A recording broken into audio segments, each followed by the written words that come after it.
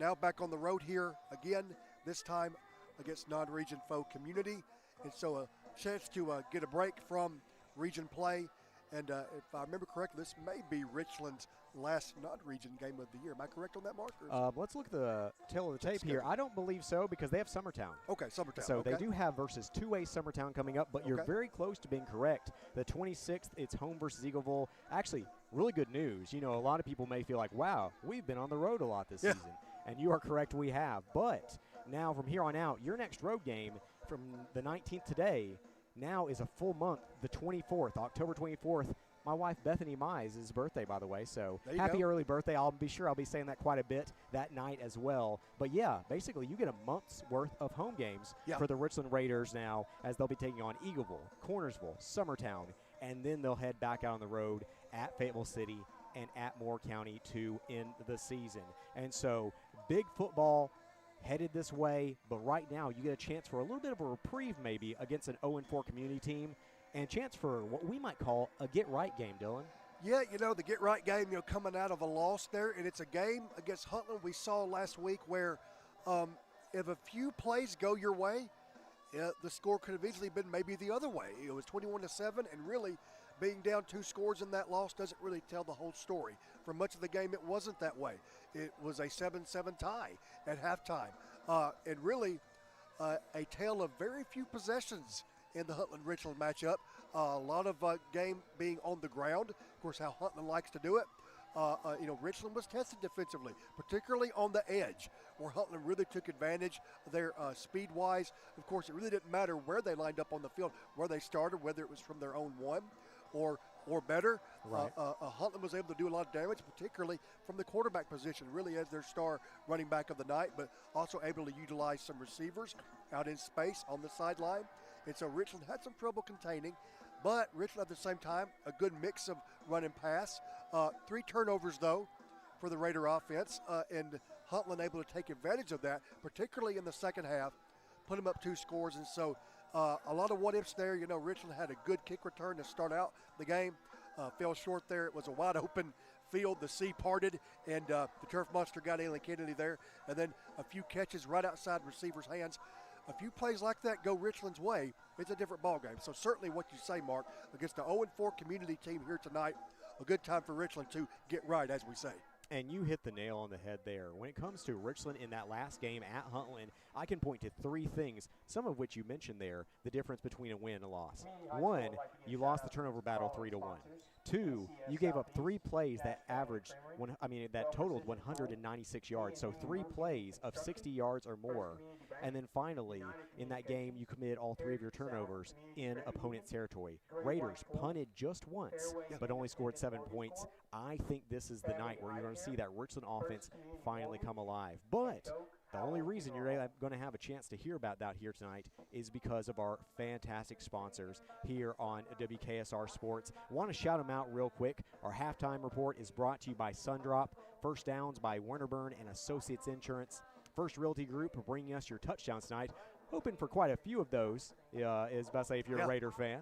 Then, of course, Coca-Cola of Pulaski, First National Bank, May Oil Company, Haney Realty, M&M Staffing, Allsup and Associates, PES Energize, Gerald's Auto Body, Pulaski Natural Gas, Murray Chevrolet, Employee Resource Credit Union, Southern Tennessee Regional Health System, and Clay Doggett State Representative. So Raiders 2-2, Community 0-4, about to get underway here in about 18 minutes from Unionville, Tennessee. We'll be back after a 2-minute timeout, back in 2 minutes here on KSR Sports.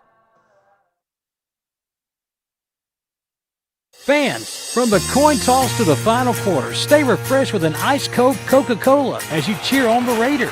Just head to the concession stand and grab the perfect refreshment to share with fellow fans. Share a Coke with a teammate, a rival, or a friend this season. Thank you for choosing Pulaski Coca-Cola. It's time to load up on the best snacks and some delicious ice-cold Coke for all your game day guests. Nothing tastes like everyone you love and everything you like coming together. Coca-Cola. Together taste better. This is Clay Doggett, your state representative for District 70, and I'm proud to share what makes Giles County such a special place to call home. From our rich history and strong values to our thriving local businesses and hardworking families, Giles County is built on community pride. We're blessed with beautiful farmland, vibrant small towns, and neighbors who always lend a helping hand. Whether it's gathering for local events, supporting our schools, or growing opportunities for the next generation, Giles County continues to be a shining example of Tennessee's best. May Oil Company, a four-generation family-owned business, is a supplier of fuel products and specialty lubricants serving Pulaski, Giles County, and southern Middle Tennessee from our offices and warehouse at 619 South 4th Street, Pulaski. May Oil Company is also a proud supporter of Giles County Bobcat and Richland Raiders sports. May Oil Company, supporting our Middle Tennessee communities for generations. 931-363-3704. We've been cutting prices at Murray Chevrolet GMC. There are amazing red tag deals throughout our lot. Just look for the red hang tags and windows to find the very best deals in our inventory, like the Black Widow Edition Silverado 1500 RST with $12,000 off, or the 2025 Corvette E-Ray with over $14,000 in rebates. Many more great deals with thousands off on 2025 trucks. Swing through or visit our website, murraychevrolet.com, for all the info.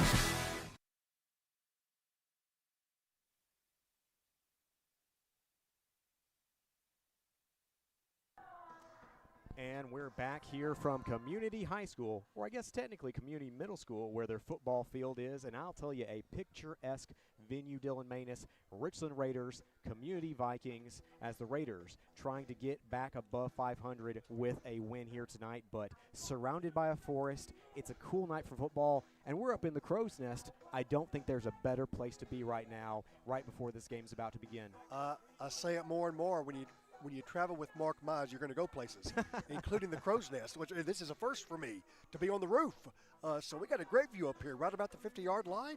It's a good evening here. It's been a hot day, but a little cooler here now with the sun going down behind us here to the west. And Richland's brought the faithful and the visitor stands across from us, and it's a good venue over here at Community Middle School. It is. Something that's going to be important, though, that I don't think we talked enough about last week are the injuries for the Richland Raiders. As, of course, Cam McNeese is unfortunately out for the season, a great defensive lineman there for the Raiders. That actually brings to question, I haven't had a chance to talk to Coach Nick Patterson since I found out about that being season ending. I wonder what they're going to do personnel-wise, because you have a chance if you wanted to. Shooter Foster was an all-region defensive end last year. He has since transitioned and done a great job at linebacker, but do you potentially put him back on the line? Do you let a younger guy get some snaps there? That'll be really interesting. Tucker Mayo injured this week. We don't know if he and Lucas Tarpley are good to go or not. We'll be sure to look at that for you early in the game to see if we can get you an update there. I'll tell you, the average person that listens to these games is a pretty diehard Richland fan, so they're probably thinking to themselves, well, we already know that information. But, of course, we'll find out once we see both teams go out for their first offensive and defensive possessions. But for the Raiders, I think really the interesting early season storyline is the fact that Richland only averaging 17.5 points per game on offense through their first 4 games. I think for those who had a chance to see them in the preseason versus Lewis County, versus Columbia Academy, versus Mount Pleasant, I think we were probably expecting a little higher octane offense, which there's plenty of time for them to still get that going. But just initially, really thought we probably would have seen a few more points scored, but they've had to win some defensive battles instead. You know, they have, Mark. As I look down the 4 games Richland has played so far at Wayne County, which you know is always going to be a challenge. It's always a tough team there. 16-14. Both teams had trouble scoring in that game. Of course, there were a lot of penalties in that situation that can hinder you as far as putting points on the board. So a good defensive stand for Richland, but certainly offensively a lot to be gained from that. Spring Hill, you put up 28 on a team that is about 2 classes above you, which I think is impressive to get 28 on a Spring Hill team. You give up 19, though, and I know a lot of that was the workings of their quarterback, was very athletic. White House Heritage there, another one in a class above you or 2 over White House Heritage, 21-10. And so you're getting in the 20s. I think this is a Richland team where we'd like to see them getting into the 30s like we saw a lot last year. Then, of course, Huntland there which of course the score is not indicative of just how close that game was for the majority of that game. Only putting up 7 though, like we said, I think leaving some points on the field, I think would have been a lot closer. I think we really felt that would have been more of a 21-14, 21-17 type of game. So yeah, we know Richland hasn't really played their best overall offensively based on what we've seen in preseason and now up to this point. But we know they have the weapons. We know they have depth at tailback. They can line up 4 or 5 guys back there. We know they're deep at receiver, and you know, we know what a special talent that Gavin Schrader has shown himself to be going back to the middle school ranks, right? And what he is capable of becoming even more. Hopefully we'll see some of that here tonight. Interesting note, the wins just look better each and every week, though, because one, White House Heritage, I believe, started out 4-0, and last week Lawrence County won that game, but Lawrence County played Spring Hill closer than I think a lot of people were expecting. They did. Lionel Brooks, by the way, the quarterback you were referencing for Spring Hill, phenomenal. Yeah. One of the best running quarterbacks that I've seen. I mean, he's the heart and soul of the Spring Hill Raiders and really single-handedly kept them in that game versus Richland if you had a chance to watch that one. But for me, Dylan, I think Huntland has a chance to win this region. But you know who else still has a chance as well? The Richland Raiders, that still with teams like Eagleville and Fayetteville City still yet to play on the schedule. I don't think Huntland's going undefeated in this region slate. And as a result, if you win out or win the important games at least, maybe you win it outright, or maybe you get in a tie-break situation in which Richland wins their 2nd straight region championship by the end of the year. Yeah, you know, Mark, you said it. You know, this gives us a break tonight here from region play. You know, you start 0-1. There is a little more pressure when it's regional. You know, you're playing for more than just overall wins on your schedule. But, of course, region is controlling your seeding, of course, when it gets to playoff time. And so, you know, we talk about this being a get-right game. It certainly is. And it sets you up for your 3 upcoming home games. We mentioned earlier that the next month is Richland home games, Eagleville, Cartersville, the bye week, and then Summertown coming in, which is actually non-region. So it's a good opportunity there. You're 0-1, but you're certainly not out of it.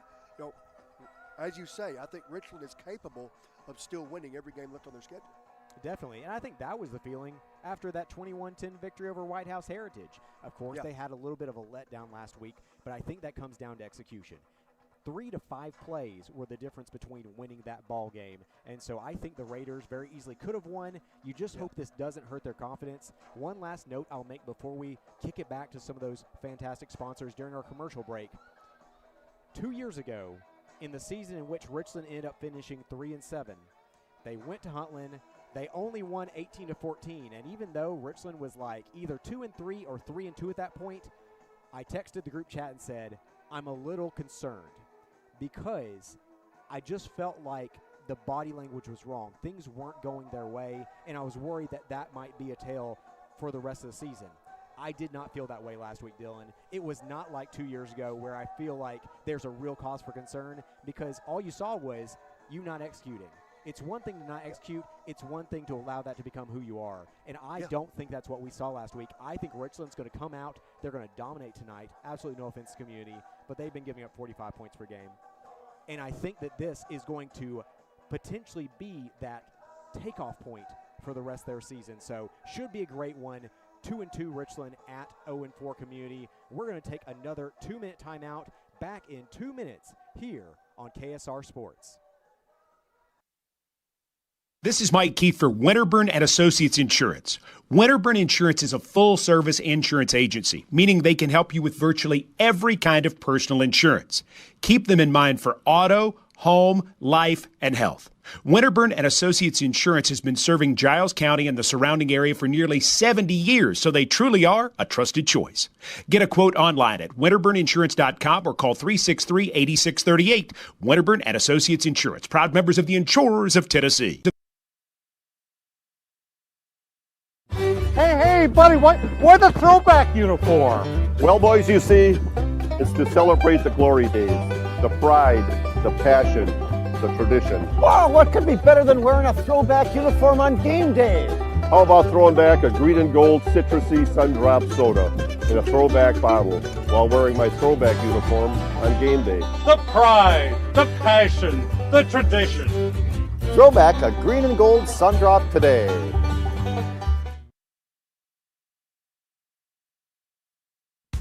Employee Resources Credit Union is an easy solution to banking, offering a personal, simple, yet modern way to bank. When you bank with ERCU, you are a shareholder, meaning you own a piece of the pie. And we make it easy with the convenience of digital banking, with service you won't find at another financial institution, including low to zero fees and incredible rates. We have the technology you need with the personal service you deserve, right here in your own neighborhood. Employee Resources Credit Union, not for profit, for service. We meet by accident, a play on words. But when you need us, we're there. Gerald's Auto Body and Gerald's Auto Repair is a trusted community bank. Being independent allows us to be innovative, to adapt and respond quickly and efficiently to your financial needs. We know the needs of this area. Our interest and our loyalty are to the people who live and work here. They are more than names and faces. They're our friends and our neighbors. Together, we're making communities great. Member FDIC.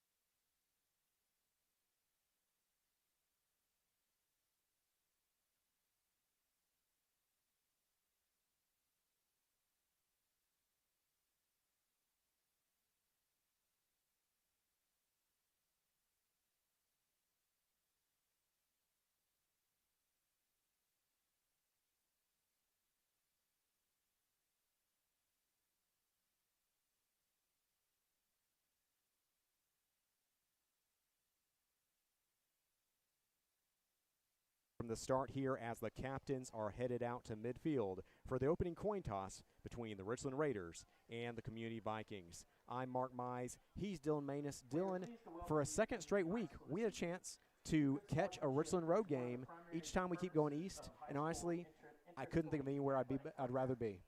Yeah, you know, Mark, this is a good opportunity. You never know where you might end up, right? Of course, me being a Lawrence County high school teacher, I follow them, but you know, I'm also a Richland Raider through and through, dating back to the early '90s, right? You know, we're both graduates. We're both very close to this program, very proud of it, and it's been a good experience here, getting to see Huntland over in that area last week, and now, of course, my first time here at Unionville. It's good to be back with you. And you know what I like to see out there right now?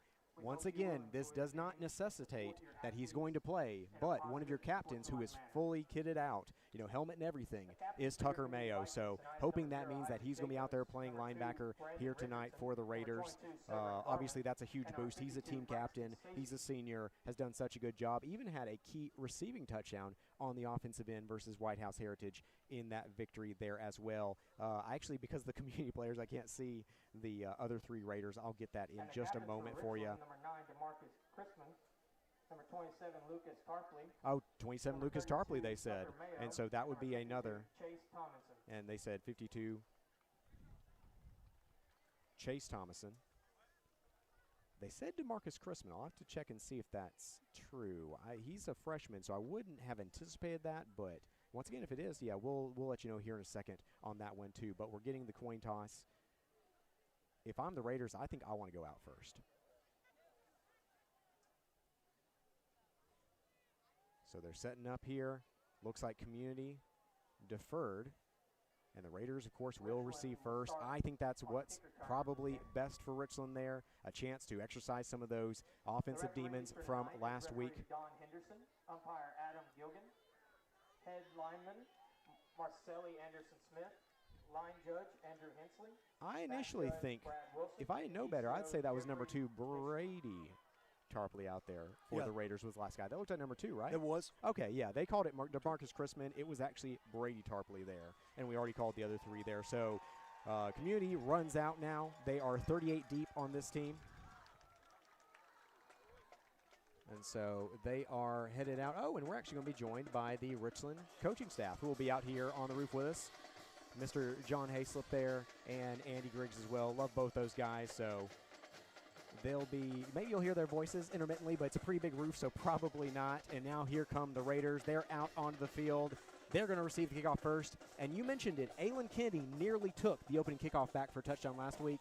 Maybe we have a chance to see the same thing once again here, Dylan. Yeah, it's just remarkable how I had said the blue sea parted, Harpeth in the blue jerseys, but not just straight down the middle. I thought, what a way to open up, and then, of course, the turf monster got a hold of Aylin Kennedy there, but set them up in good field position. But, yeah, Richland's very capable on their kick returns, and, of course, we saw the effect. Huntland tried to play keep away on their kicks after that. All right, so Raiders will be headed right to left on your radio dial, and, of course, since we are also streaming on your camera as well here tonight. So, once again, thanks to Elijah Watkins, who is our producer here tonight, making it possible, and, of course, a special shout out to Kenny Beckman, who is our producer back in the studio. I'm Mark Mize. He's Dylan Manus, and we are ready to get underway here on KSR Sports as the opening kick is setting up here in non-region play. Richland looking for a third team from 3A or higher that they would have beat this season. Already beat 4A Spring Hill and also already beat 3A White House Heritage. Now 3A Community, the Vikings, which, by the way, a region opponent for Giles County, so you'll get a chance to see and listen to this team twice this year, potentially, on the other side of the gridiron here tonight against the Raiders.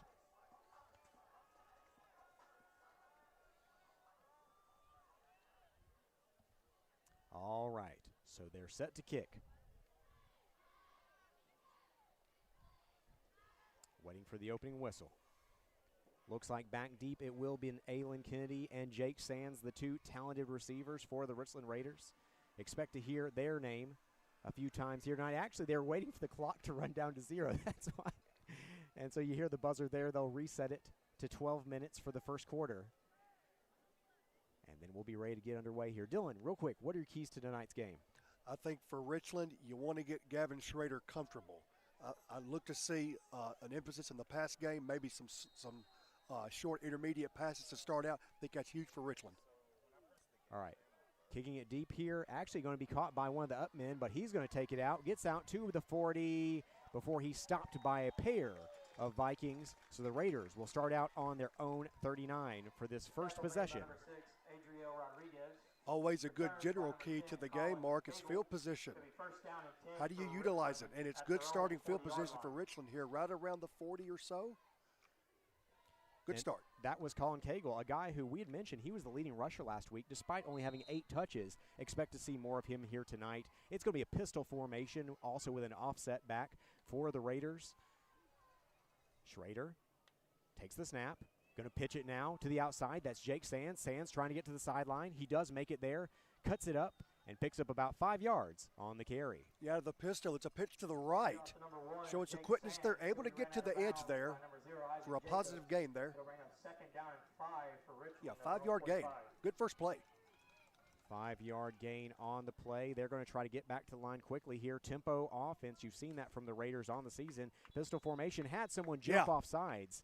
And I think we're going to get an offsides call, which would probably give us a Winterburn and Associates Insurance first down for the Raiders.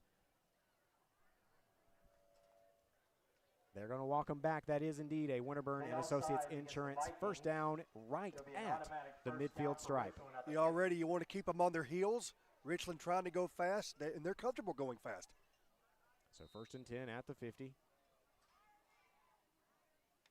Pistol formation once again. This time it's going to be a handoff to the deep back, and Sands picks up about 8 yards on the gain. 2nd and short for the Raiders. How about that hole, Mark Miles? I think you and I could run through it. I mean, a lot of room there. That was fast. We'll see exactly. They're going to call it 7 yards on the play, so 2nd and 3 for the Raiders. They're back up quickly at the 43-yard line. And now Schrader, after he claps real quick, tries to get him off sides. He'll look to the sideline. Here's the snap. Oh, a fake pitch, and now the handoff to Cagle. Cagle's got some room to run. He's to the outside. He's got a Winterburn and Associates Insurance first down and trucks a defender as they'll get down to the 32. Another first down for the Raiders. Yeah, they're not wasting time, Mark. Remember how effective Cagle was in the Huntland game on very few touches. Already the first possession and utilizing Cagle. I like it. First and 10 at the opponent's 32.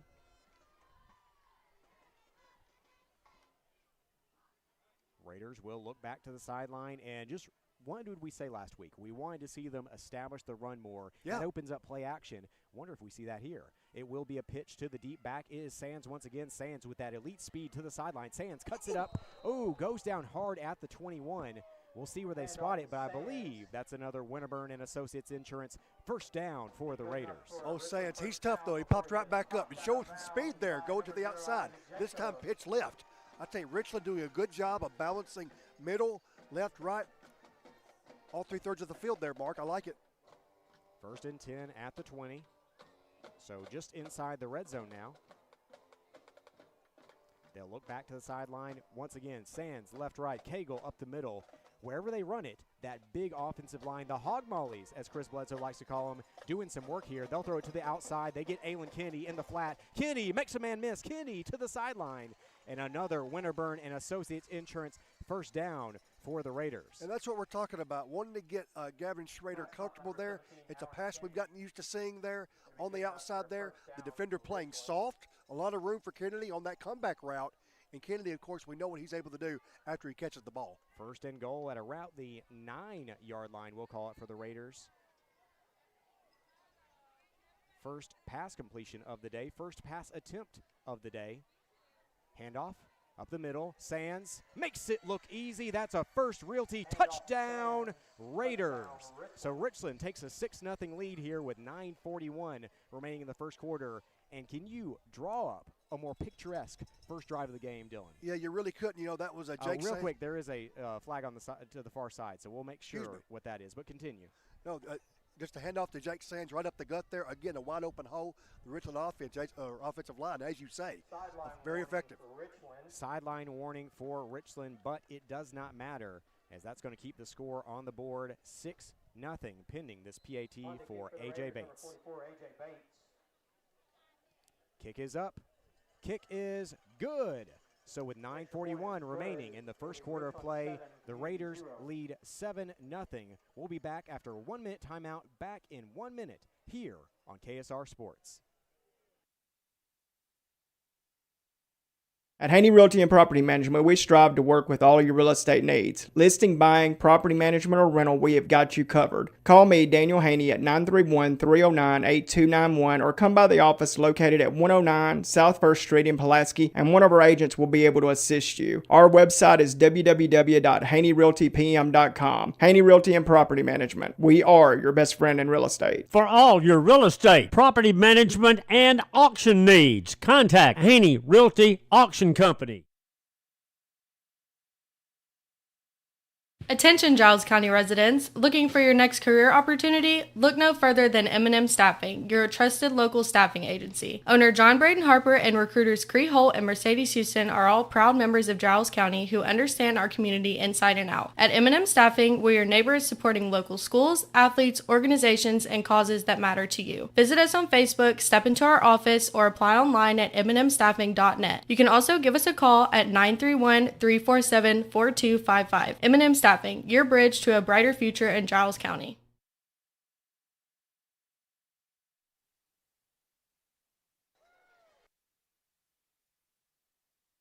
Back after that initial score for the Raiders, they went right down the field, 60 yards, 4-6, as they lead 7-0 here with 9:40 remaining in the first quarter of action. A host of Raiders bring down the community kick returner at the 25. He'll bring it out to the 25-yard line. It'll be first down. Yeah, Mark, as you said, just a great start for Richland there. It's exactly what you want on your opening drive. We talk about getting that confidence back, and really it was dominated by the running attack. We said Richland wanted to establish that, and certainly they did, and also giving Gavin Schrader a little bit of confidence there in the pass game as well. And so the community offense comes out onto the field for the first time. We'll see what offensive look they give us. Raiders with 4 down linemen. Looks like it's going to be an I formation. Also have a wing back to the left. Man in motion. Going to be a handoff to the tailback, though. Tailback gets a couple yards, but then brought down by the Raiders. That is, we apologize, they're hard to see. So those numbers are hard to see, Mark. Number on the play.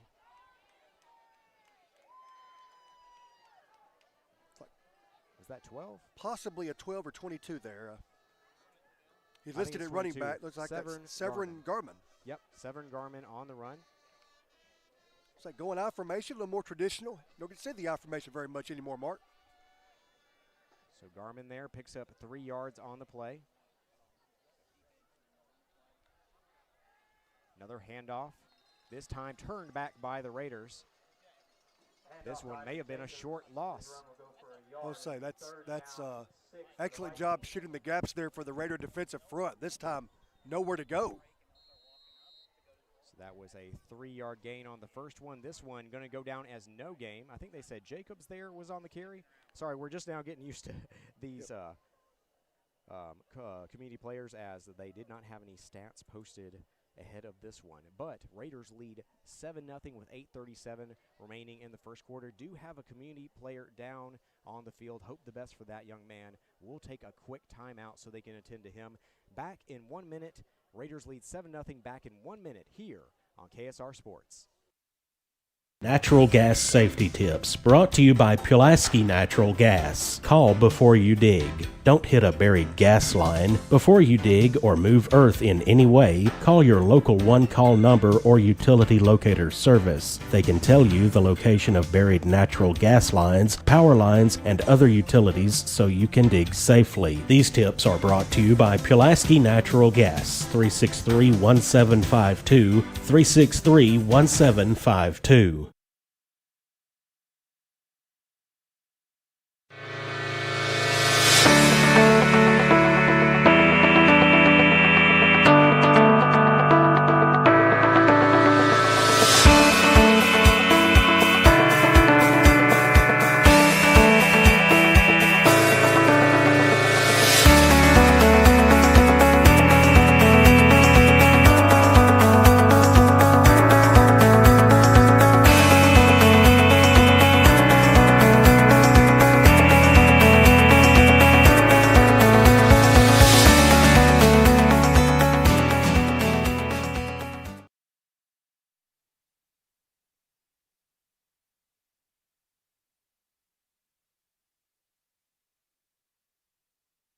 Raiders up 7-0. Going to be a handoff here for community, but not much going there. They pick up about 2 yards, but that'll be 4th and 5, and most likely the punt team will head out for the Vikings. Yes, Severin Garmin there on the handoff there, and once again the Richland defensive line there to meet it very quickly. So opting to keep it on the ground, keeping it very conservative there, but it really plays right into the Richland defensive front's hands. They're going to settle with that very easily and enforcing a 3-and-out. So it's a good start for the Richland defense. I will say, I'm surprised it was so conservative there for community. In that situation, I really expected the play action, but ended up just another run off the right guard there, and only picked up 2 yards on the play. So here is the punt for community. It's going to be a rolling one here. Looks like the Raiders are just going to let it roll. You usually hear the folks call Peter as to have everyone get back, not risk a muffed punt, and to take over back on offense. Pretty good field position, up 7-0, Dylan. Yeah, you know, on the 3-and-out there, I actually thought on that punt it was a good roll there. But, yeah, Richland, as you say, opting not to return. But, yeah, still good field position. You know, field position's always a major part of telling the tale of the ball game. And, Richland, second straight possession here where they're going to get pretty decent field position. So Raiders ran it right down the field last possession. Only one pass, ended up with 4 carries, 33 yards for Jake Sands, including a 9-yard rushing touchdown, which made it 7-0 Raiders. Now with 7:40 remaining in the first, they're already off to their second offensive possession. Shotgun formation for Schrader. Believe that's initially Sands in the backfield with him. We'll see here in a moment. Here's the handoff. That's actually Levi Reedy. Reedy with some powerful yards there in between the tackles. Go ahead and give him 6 yards on the play. Well, so that's some nifty footwork there from Reedy there, able to turn just a tad in traffic to get a little extra yard there. Brings up about 2nd and 4 for the Raiders. Richland doing a really good job staying in front of the sticks here. Oh, another one. And so that will be a second Winterburn and Associates Insurance first down that the Raiders got tonight without even having to snap the ball. That's one way to do it, Mark, and they'll take it. The ability to take advantage when the other team makes a mistake. So once again, Winterburn and Associates Insurance. So that will put the ball at the their own 44-yard line for this 1st and 10. Shotgun formation for Schrader. 2 receivers far side. Play action. He's looking deep, but now he's going to scramble. He's actually going to turn this upfield and run it. Picks up about 4 yards on the carry. Yeah, I mean, I like the call. You want to spread it out. You want to see what you can do with it. Schrader pretty quick there to opt to tuck it and go for just a couple of yards. So Schrader picks up 4, but look at that. They're right back to the line quickly. Richland up 7-0. 2nd and 6 for the Raiders. We're just outside of midfield. Shotgun formation. You have an up back and also a deep back with Gavin. Gavin going to look back to the sideline now. Once again, can't say enough of the Richland offense so far. They've been averaging about 10 yards per play, and it doesn't get much better than that, Dylan. Here's the snap. Going to be a quick out. Catch is made. Turning it up there. There's going to be a flag on the play. Sands is head down the sideline. He cuts it upfield. They are actually whistled this one dead because he stepped out of bounds, but also I wouldn't be shocked if it might be in the territory which you associate with a block in the back. Yeah, as I will say, good pressure there from community there, and just a good job by Schrader to get that ball off. Yep, block in the back is the call, usually based on where it gets called on the field. A lot of times, Dylan, you have an idea, so that'll put the Raiders back behind the chains here on 2nd down. And it's a good idea, Mark. Yeah, it kind of broke that open there. Oftentimes that happens with the block in the back, and so now Richland's first penalty there, moving them behind the sticks. 2nd and 14 now at their own 41. And it's a good test, though. You know, you want to see with a little more room here to deal with, what does that do maybe for the Richland passing attack? 3 receiver set. Shotgun formation for Schrader with a 1 back in the backfield alongside of him. Schrader gets the snap. Schrader rolls left. He's looking deep. He's got Aylin Kennedy just outside of the reach of the junior, though. Incomplete pass will bring up 3rd and 13. We'll say Schrader was eyeing that sideline just a couple of plays ago, where he ended up being forced to tuck it and run there for about a 4-yard gain. And he tries again here. I don't blame him for doing it here on 2nd and 14, but a pretty good distance there ahead of Aylin Kennedy there, who had the cornerback beat. Brings up a 3rd down and 14. Feel for the Raiders here. All 3 looks they've had in the passing game have been pretty good, but you had 1 called back for a block in the back, and then you had another one nearly a touchdown there, but just a bit too deep on that throw. And that'll bring up 3rd and 13 for the Raiders, leading 7-0. Schrader rolls left. Schrader, this time an intermediate pass. Finds Sands. Sands, if he can make a man miss, he might go somewhere, but still inside the opponent's 30 for a Winterburn and Associates Insurance 1st down, Raiders. We'll say Pat Schrader on the back for that one. Rolling to his left, right-handed quarterback, got to score up a little bit and hits his receiver there on the seam, and an excellent pass play setting up 1st down right around the 27-yard line. And Raiders really just running the Community Vikings to death here. 1st and 10 at the opponent's 28-yard line, and they're already back to the line quickly here. Probably the longest completion of the night. Indeed, it was from Schrader to Sands. This one going to be a little bit shorter there, but finds Sands once again. Opposite side, Sands gets a good block there from Kenny. He's inside the 10. He is going to be brought down inside the 5.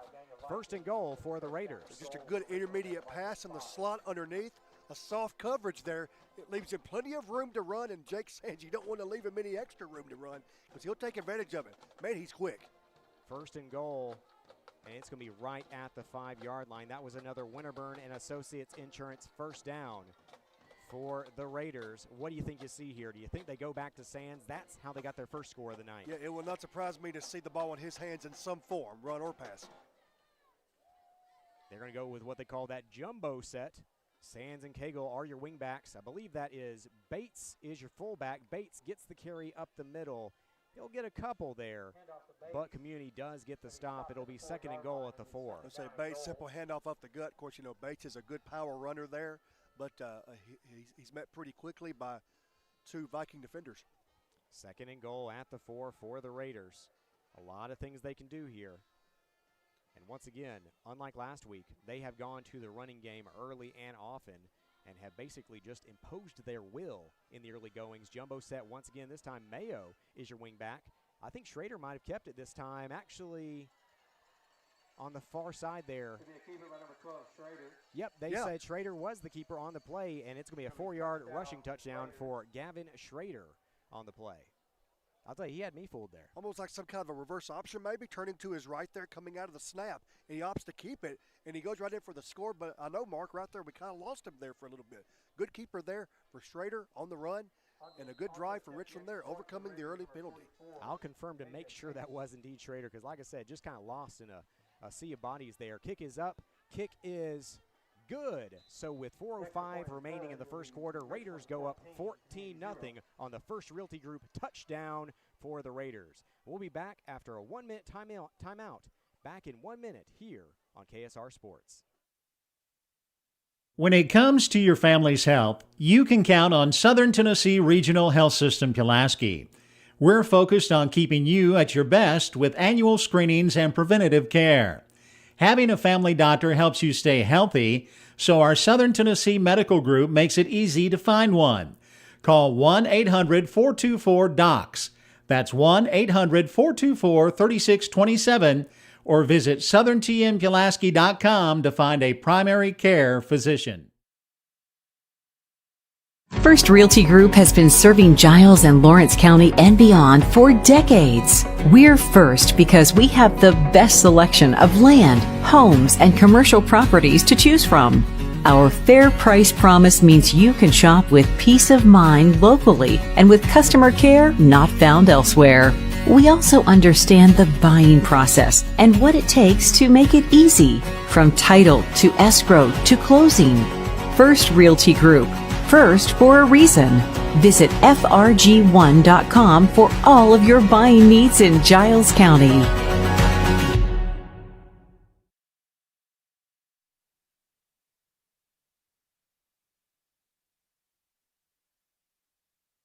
Community muffs the kickoff return there. Probably should have let it go into the end zone there as Land brings it out, is able to recover to get it out near the 10-yard line, but nearly disastrous for Community Vikings as they trail 14-0 to Richland. I would say you want to be careful there with kick returns. You know, never field a kick destined to go, maybe out of bounds or just into the end zone in this case. And this time they decided to take a chance with it, and it just about proved too risky. That last drive, though, the First Realty Group touchdown on what we believe was that 4-yard run there for Gavin Schrader. Still checking on that to make sure the PA announcer was right. Like I said, an odd angle that we're at here tonight. But back-to-back passes from Schrader to Sands, 13 yards, 23 yards, and that sets up the touchdown. This is going to be a run here to the outside. I believe that was a quarterback keeper. Indeed it was for number 11, Caden Hensel, a freshman. He'll be run out of bounds at the 13-yard line. Say fake handoff to the tailback there, quarterback keeper. They're over to the right side there, trying to get to the edge there. And Richland there to meet it. No attempts to the air so far for the community offense. Hensel on the play picks up 1 yard, so it'll be 2nd and 9 for the Raiders. For those just tuning in, Jake Sands with an early rushing touchdown. Raiders come up with the 3 and out on the defensive side and then march right back down the field where Schrader keeps it for a 4-yard rushing score. 2nd and 9 for community as they just trying to get something going on offense here. This one will be blown dead. It'll be timeout taken by the Vikings. That'll be their first timeout taken by the Vikings. We'll go ahead and stick with you through the timeout, though, and get a word from our in-game sponsors here as bringing you Richland High School and Giles County High School football here on KSR Sports this season is our Sundrop halftime report, our Winterburn and Associates Insurance first downs, First Realty Group touchdowns, Coca-Cola of Pulaski, First National Bank, May Oil Company, Haney Realty, M&M Staffing, Allsup and Associates, PES Energize, Gerald's Auto Body, Pulaski Natural Gas, Murray Chevrolet, Employee Resource Credit Union, Southern Tennessee Regional Health System, and Clay Doggett State Representative. So a huge shout out to each and every one of you. We couldn't do it without you. And really, for the fans out there, if you appreciate a chance to watch and listen to the Raiders this season on KSR Sports, be sure and go thank some of those sponsors, as once again, they are absolutely crucial to making this happen. 2nd and 9 for community as they're in the shadow of their own goalpost here with 3:49 remaining in the first quarter. I believe we had a false start on the play for the Vikings as they trail 14-0, Dylan. I'll say you're already in bad field position there, and now a false start to push you back even further here in the shadow of your own goalpost. And one thing you like to see for the Raiders, there have been 3 penalties so far tonight, none called on the Richland Raiders thus far.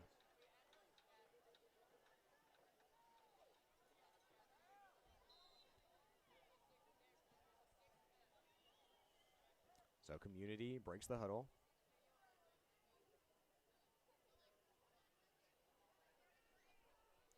Under center here, I formation with a wing back as well. Be a handoff. That is a short gain there, maybe 1, maybe 2 yard there for Garmin. It seemed to be favoring that I formation with that wing back. That seemed to be going back to that quite a bit.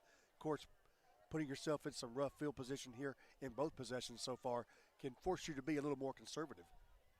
Community, you know, really a standard physical offensive game plan, but I'll tell you, the Raiders, you know, great penetration so far. They're really quick to the football, and right now, Community, I think they're going to have to show a little bit more wow, suddenly I can't think of words here. But pizzazz, there we go, is something, you know, special here, something more dynamic if they're going to find a way to convert a first down here on 3rd and 13. Rolling out, nearly sacked there for a safety, and now is going to be scrambling and brought down by Chase Thomason and Lucas Tarpley as Hensel brought down short. That's going to be 4th and long. A good pursuit there, and you know, the quarterback tried to make something happen there, but not able to get away from Tarpley and Thomason there on a 3rd and long, and so just another good defensive stand here. Set to receive for the Raiders. Be a 2-yard gain there on that run, so that'll bring up 4th and about 10 here. And number 25, Hudson Griggs.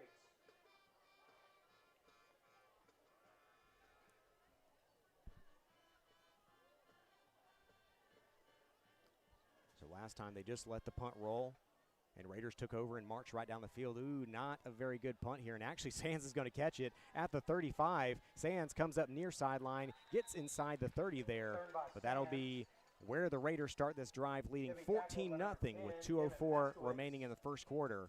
Richland inside the 25. And now we have good field position, part 3. The best field position. The one we've been waiting for, yeah. And as Jake said, they're back to return. Not the guy you want to punt to in that situation, but yeah, good field position here, great field position once again. And so for Richland here, you got to be feeling good about yourself here, up 14. 2 minutes to go here in the first quarter. And in great field position here to score again. So they will set up shotgun formation, a little bit of a bunch set for that shotgun formation. One receiver here to the near side. Otherwise, you have 2 receivers and a wing back on the right side. This will be a handoff to Reedy. Reedy has some room to run there. Reedy going to try to cut it to the outside. Reedy, a big stiff arm. He trucks another defender there. That's enough for a Winterburn and Associates Insurance first down to the 8-yard line. 1st and goal once again. Yeah, running back by committee there. Once again, Reedy, his 2nd carry tonight, and this time showing some power. They're on the stiff arm. 1st and goal now at the 8-yard line.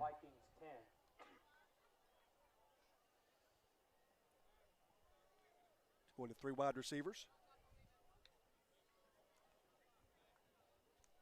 Schrader in the shotgun, got Reedy to his left.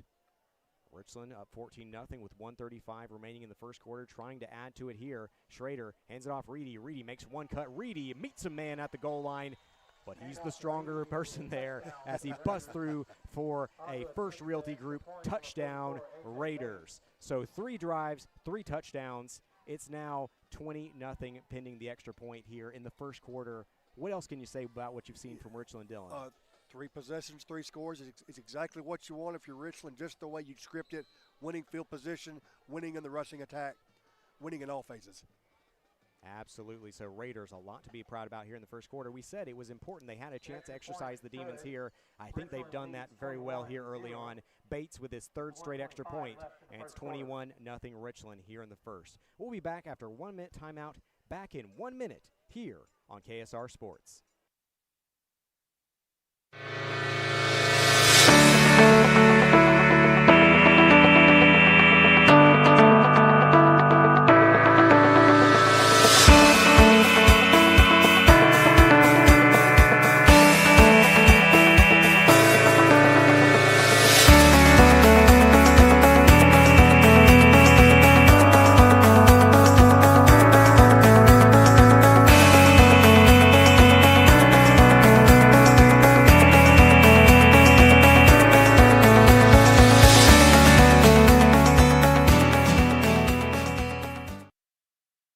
Fans, from the coin toss to the final quarter, stay refreshed with an ice cold Coca-Cola as you cheer on the Raiders. Just head to the concession stand and grab the perfect refreshment to share with fellow fans. Share a Coke with a teammate, a rival, or a friend this season. Thank you for choosing Pulaski Coca-Cola. It's time to load up on the best snacks and some delicious ice cold Coke for all your game day guests. Nothing tastes like everyone you love and everything you like coming together. Coca-Cola. Together taste better.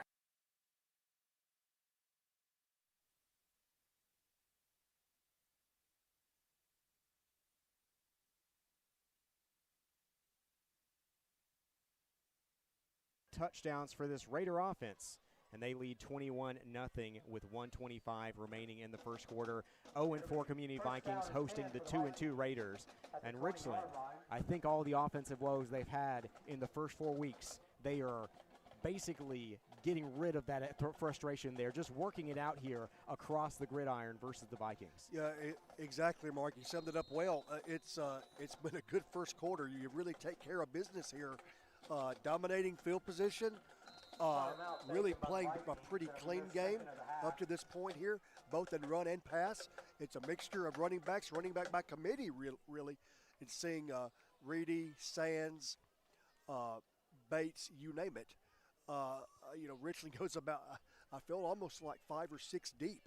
Cagle, of course, mentioned him, saw him pretty early. Richland, of course, likes to spread you out as well. Just so much to be proud of here through that first quarter. Two things. One, Community, after the kickoff, didn't run a play. They called the timeout immediately, and so if that speaks to how the night's going so far for them. Two, there was a reason that I wasn't sure that PA announcer was right. He was wrong. Tucker Mayo had the second touchdown, a 4-yard keeper.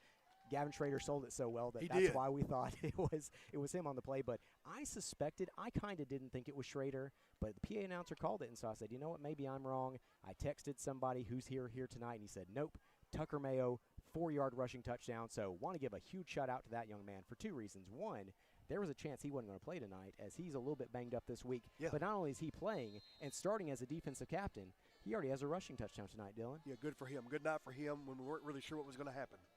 So 1st and 10 at the 20-yard line for the Community Vikings. It's going to be a handoff here off tackle, and the Raiders once again are there to make the stop after about a 2-yard gain on the play.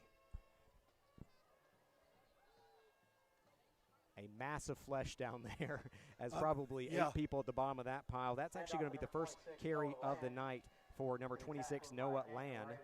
Second down and 9 for the Vikings. So they've utilized about three rushers so far on the ground here. Of course, no pass attempts thus far for the Vikings offense. Of course, field position hasn't been to their liking at all through this quarter. So it'll be 2nd and 8 for the Vikings.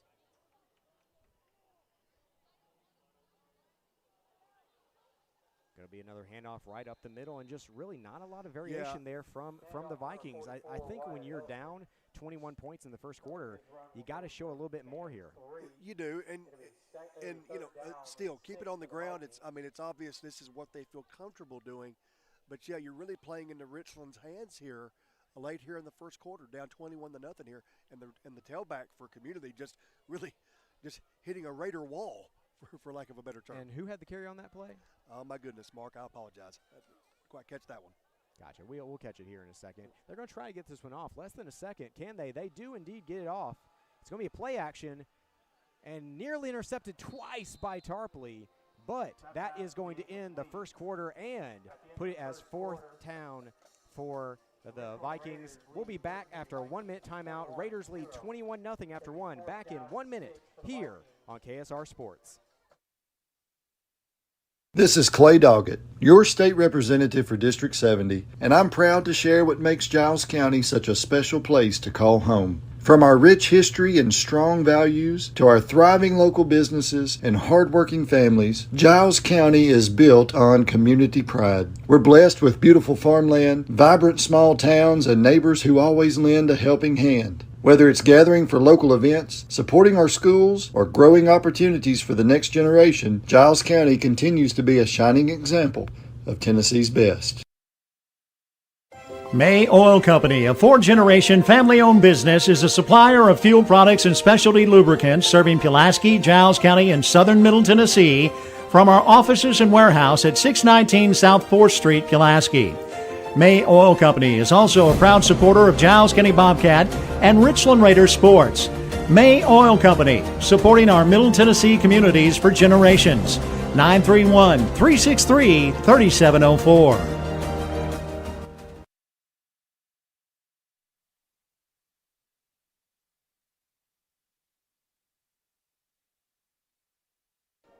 And we're back once again here. I'm Mark Mize. He's Dylan Manus.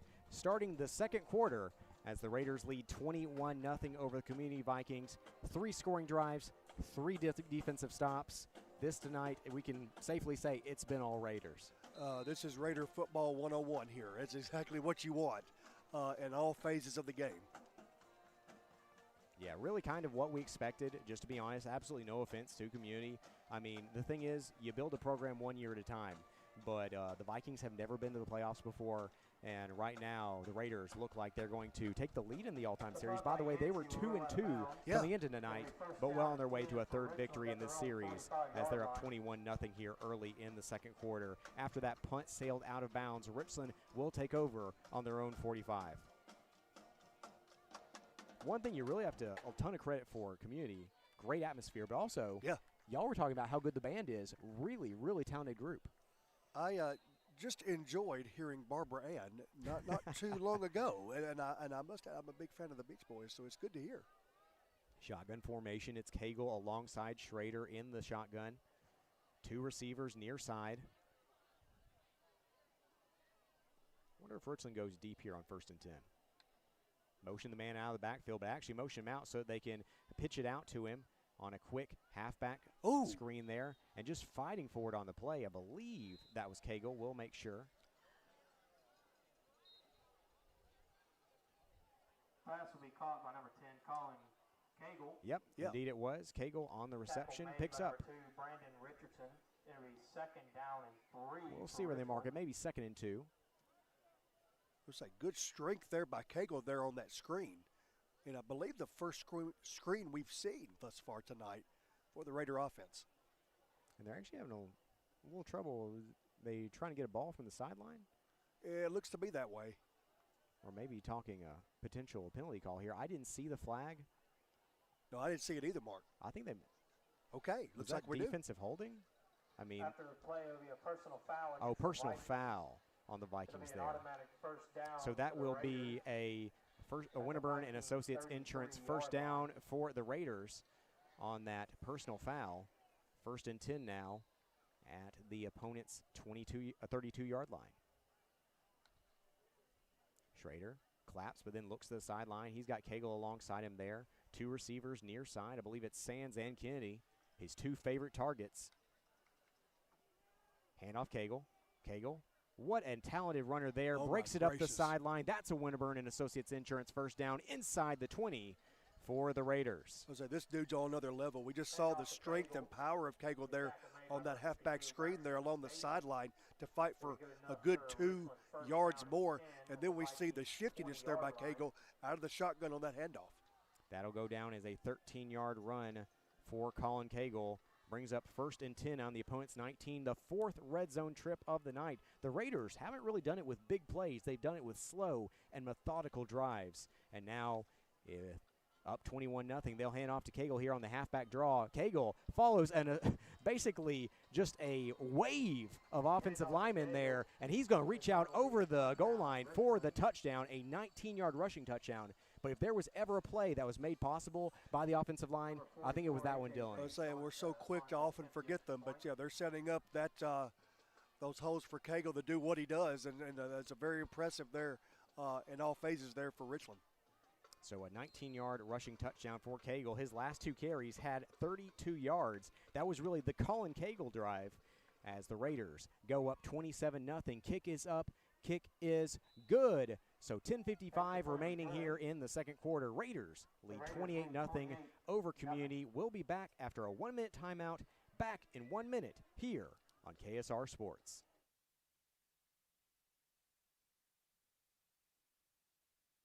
We've been cutting prices at Murray Chevrolet GMC. There are amazing red tag deals throughout our lot. Just look for the red hang tags and windows to find the very best deals in our inventory, like the Black Widow Edition Silverado 1500 RST with $12,000 off, or the 2025 Corvette E-Ray with over $14,000 in rebates. Many more great deals with thousands off on 2025 trucks. Swing through or visit our website, murraychevrolet.com, for all the info. This is Mike Keefe for Winterburn and Associates Insurance. Winterburn Insurance is a full-service insurance agency, meaning they can help you with virtually every kind of personal insurance. Keep them in mind for auto, home, life, and health. Winterburn and Associates Insurance has been serving Giles County and the surrounding area for nearly 70 years, so they truly are a trusted choice. Get a quote online at winterburninsurance.com or call 363-8638. Winterburn and Associates Insurance, proud members of the Insurers of Tennessee.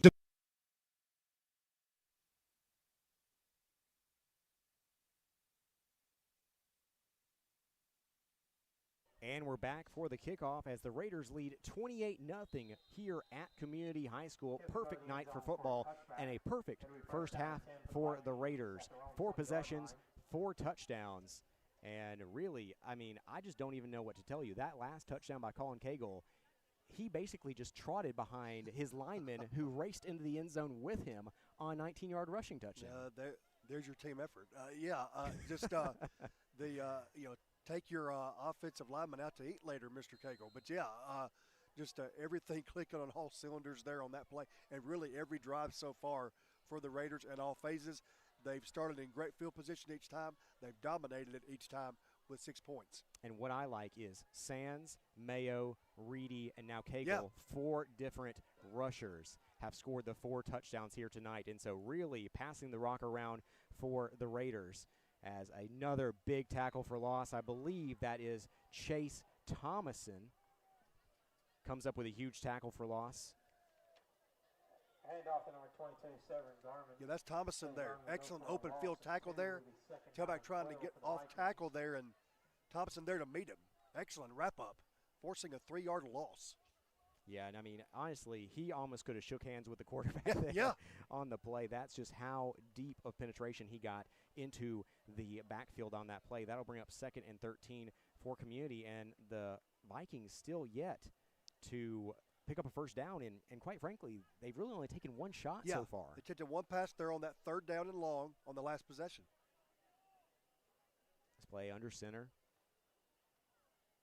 Time it's going to be the quarterback Hensel keeping it, but he is dragged down by a slew of Raiders there. Another tackle for loss. And this isn't a Community team that can play from behind the sticks, and they're getting themselves in situations where they're getting 3rd and long basically every drive. It's getting further and further there. Yeah, this time quarterback keeper to the right, and there are a few Raider defenders there to corral him. And honestly, Mark, I through our vantage point here, the fencing here on the roof here, I lost who exactly had the ball there. But, on the quarterback keeper there, good pursuit there by the Raiders on the other side. So you got Community trying to flip the field there left and right there, far side of the field and the near side, and both sides.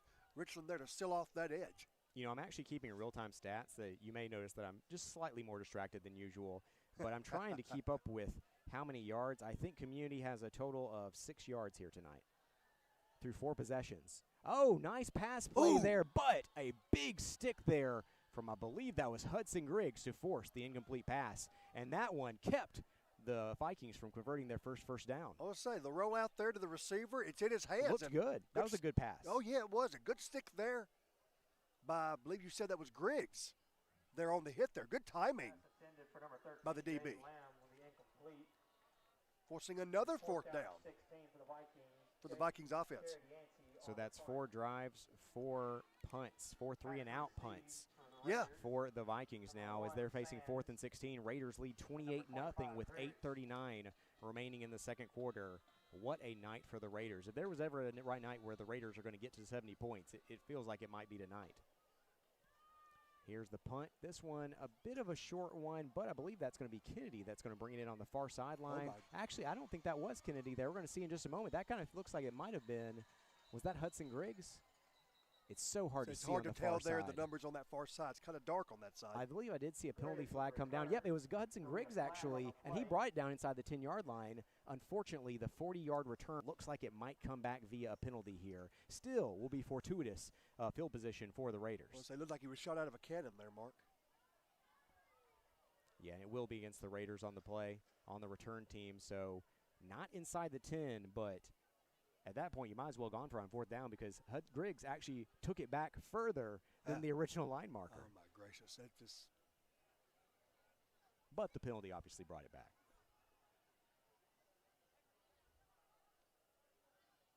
I'm going to say block in the back there, I think is what the call was. The illegal block in the back Yep. on the I'll tell you, I'm good at calling that. You're 2 for 2, Mr. Mize. If only I hadn't called the wrong touchdown on the second touchdown. I want to remind folks, we accidentally called Gavin Schrader because the PA announcer did.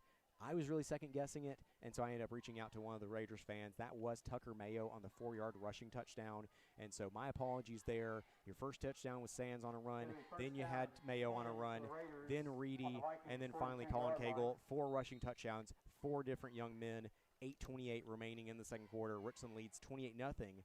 And by the way, for the second time tonight, the Raiders will be starting on the opponent's side of the 50. Yeah, once again, kudos to the Richland defense there, being able to contain the community rushing attack to once again another 3 and out there. You know, that's really what's forced these excellent starting field positions here for Richland these last several drives. Like I said, 4 drives, only 6 yards for this community offense, and just really, really tough going here. You hate that for them here tonight, but if you're a Richland fan, obviously you love to see them do well. Schrader, he's going deep. He's got Harbison.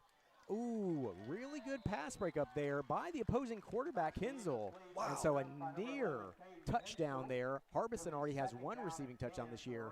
Couldn't bring that one in because of the pass breakup. Well, we'll say, it looks like Harbison had a good chance to come down with it, but good position also by the quarterback playing DB there, and a good swat there to knock the ball away. Yeah, we really want to give community credit when they make a good play here tonight, and that was a great play by your corner there, who also plays quarterback. Cornerback and quarterback. Shotgun formation, 1 back alongside Schrader. This time it's going to be A.J. Bates gets the handoff. Bates, a full head of steam. Bates showing off a little speed with the power there, and he picks up a Winterburn and Associates Insurance first down for the Raiders. You know, rocking that 40s number, so reminiscent of Mike Allstop. Showing some speed, as you say, Mark, right up the gut there. I mean, it's really Richland's pickings here as far as how they want to run the ball. Well, I think that each drive gets to go to 1 player, and I guess this is the A.J. Bates show this time. I wonder if we'll see him get a chance to score a touchdown, as the 4 other backs have already scored 1 here tonight. Once again, for those just tuning in, 7:53 remaining here in the second quarter, and Richland leads 28-0. Shotgun formation for Schrader. Man in motion there is Levi Reedy. He's actually going to motion to the opposite side of Schrader this time. Going to be a quick pass to Sands on the screen. Sands has a little room to work there near the marker. We'll see where they spot it, but might be enough for another Winterburn and Associates Insurance first down. The second screen we've seen thus far tonight for Richland. It'll be good enough for leading toward that left side there. This time with Sands, and of course he's speedy, he's shifty, he's able to do so much damage when he gets the ball in his hands. They will indeed call it a Winterburn and Associates Insurance first down. So 1st and 10 at the opponent's 20, the 4th red zone trip tonight for the Raiders. Leading 28-0 here with 7:15 remaining in the second quarter. Can they do it again? Shotgun formation. Schrader back to pass. Has Kennedy if he wants him. Yep, it's going to be a little screen there to Kennedy, the receiver. Kennedy breaks it open, and he's going to be in for 6. Don't see any flags on the field, so that's going to come down as a 20-yard passing touchdown from Gavin Schrader to Aylin Kennedy. Brought to you by First Realty Group. Good save there, Mark Mize. But no, just a good job there to get Kennedy open there on that wide receiver screen. The 3rd screen we've seen so far in the last 2 possessions for the Raider offense. And Kennedy, of course, we know what he's capable of after he gets the ball going in untouched there for 6. We're about to have this Sundrop halftime report, and I'll tell you, going to be a lot of good things to talk about for the Raiders. The kick is up. The kick is good by A.J. Bates. 35-0 Raiders here in the second quarter of action. We'll be back after a 1-minute timeout. Back in 1 minute here on KSR Sports. Hey, buddy, wear the throwback uniform. Well, boys, you see, it's to celebrate the glory days, the pride, the passion, the tradition. Wow, what could be better than wearing a throwback uniform on game day? How about throwing back a green and gold citrusy sun-drop soda in a throwback bottle while wearing my throwback uniform on game day? The pride, the passion, the tradition. Throwback a green and gold sun-drop today.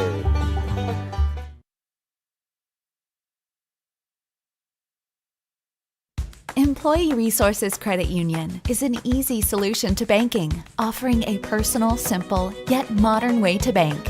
When you bank with ERCU, you are a shareholder, meaning you own a piece of the pie, and we make it easy with the convenience of digital banking, with service you won't find at another financial institution, including low to zero fees and incredible rates. We have the technology you need with the personal service you deserve, right here in your own neighborhood. Employee Resources Credit Union, not for profit, for service.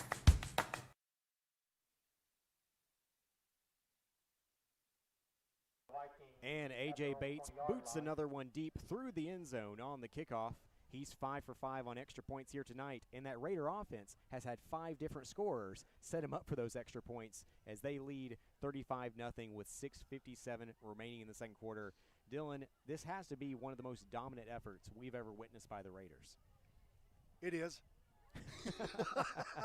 What else can you really say?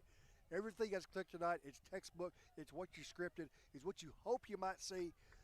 Richland was more than capable. We're wanting to see them put a whole half together, and we still got 6 minutes and plus to go in this half. But, yeah, everything you could want so far. We'll see a running clock in the second half. I feel very confident about that here. We already would see one now if they allowed one in the first half. Right. They don't. Yep, got to be at 35. Under center there for community. Well, you have to be at 35, and it also has to be second half. Yes. They won't do it in the first half. Right. Believe we're going to see another timeout. That's the second time tonight that we've seen community call a timeout out of the kickoff. I mean, that's a case where, as an offense, you've been on the sideline. You really should be ready for that. You really shouldn't be wasting those timeouts in those situations. You know, while we got this timeout mark to discuss it, you know, that's interesting for an offense. You know, and of course, as big fans in the college game as well. You know, my dad and I will often talk about that when it's our own team. You're just coming out of a timeout. What are you doing? You know, you're supposed to know coming out what you're going to do. You know, maybe a little bit of miscommunication there, disorganization there. But, yeah, that's the second time it's happened for community thus far tonight. Got a few stats for you. Gavin Schrader, 6 of 8 passing for 85 yards and a touchdown. Strong night from him there. Then your leading rusher is Colin Cagle, 43 rushing yards and a touchdown. Jake Sands, 33 rushing yards and a touchdown. Levi Reedy, 15 rushing yards and a touchdown. And Tucker Mayo, 4 rushing yards and also a touchdown, Dylan. 5 so far here tonight as Raiders lead 35-0 with 6:57 remaining here in the second quarter. Shotgun formation for Hensel and the Vikings.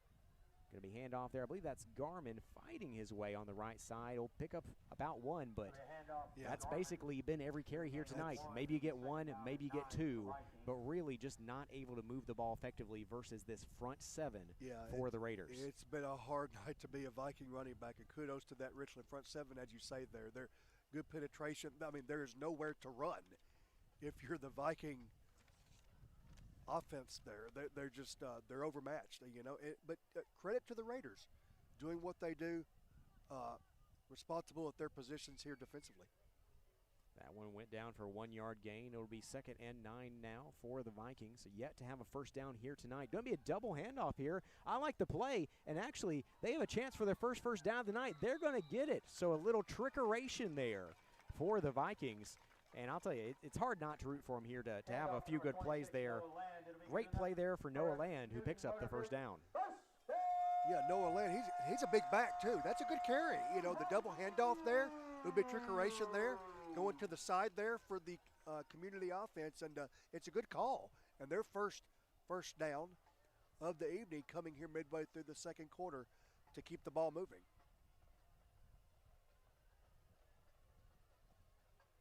As I messed that up there in terms of that stats, but that's fine. Garmin had the first one. Sorry about that. That's the thing about keeping stats is occasionally you miss out there. 12-yard. Ooh. Nearly picked off there by Shooter Foster. My apologies there. I was trying to fix my stats there for a moment, but nearly picked off there as Hensel throws it, and looked like that one almost might have been tipped. Yeah, it's only the second pass attempt we've seen so far tonight, and both times there's been a possibility of a pick there for the Raider defense.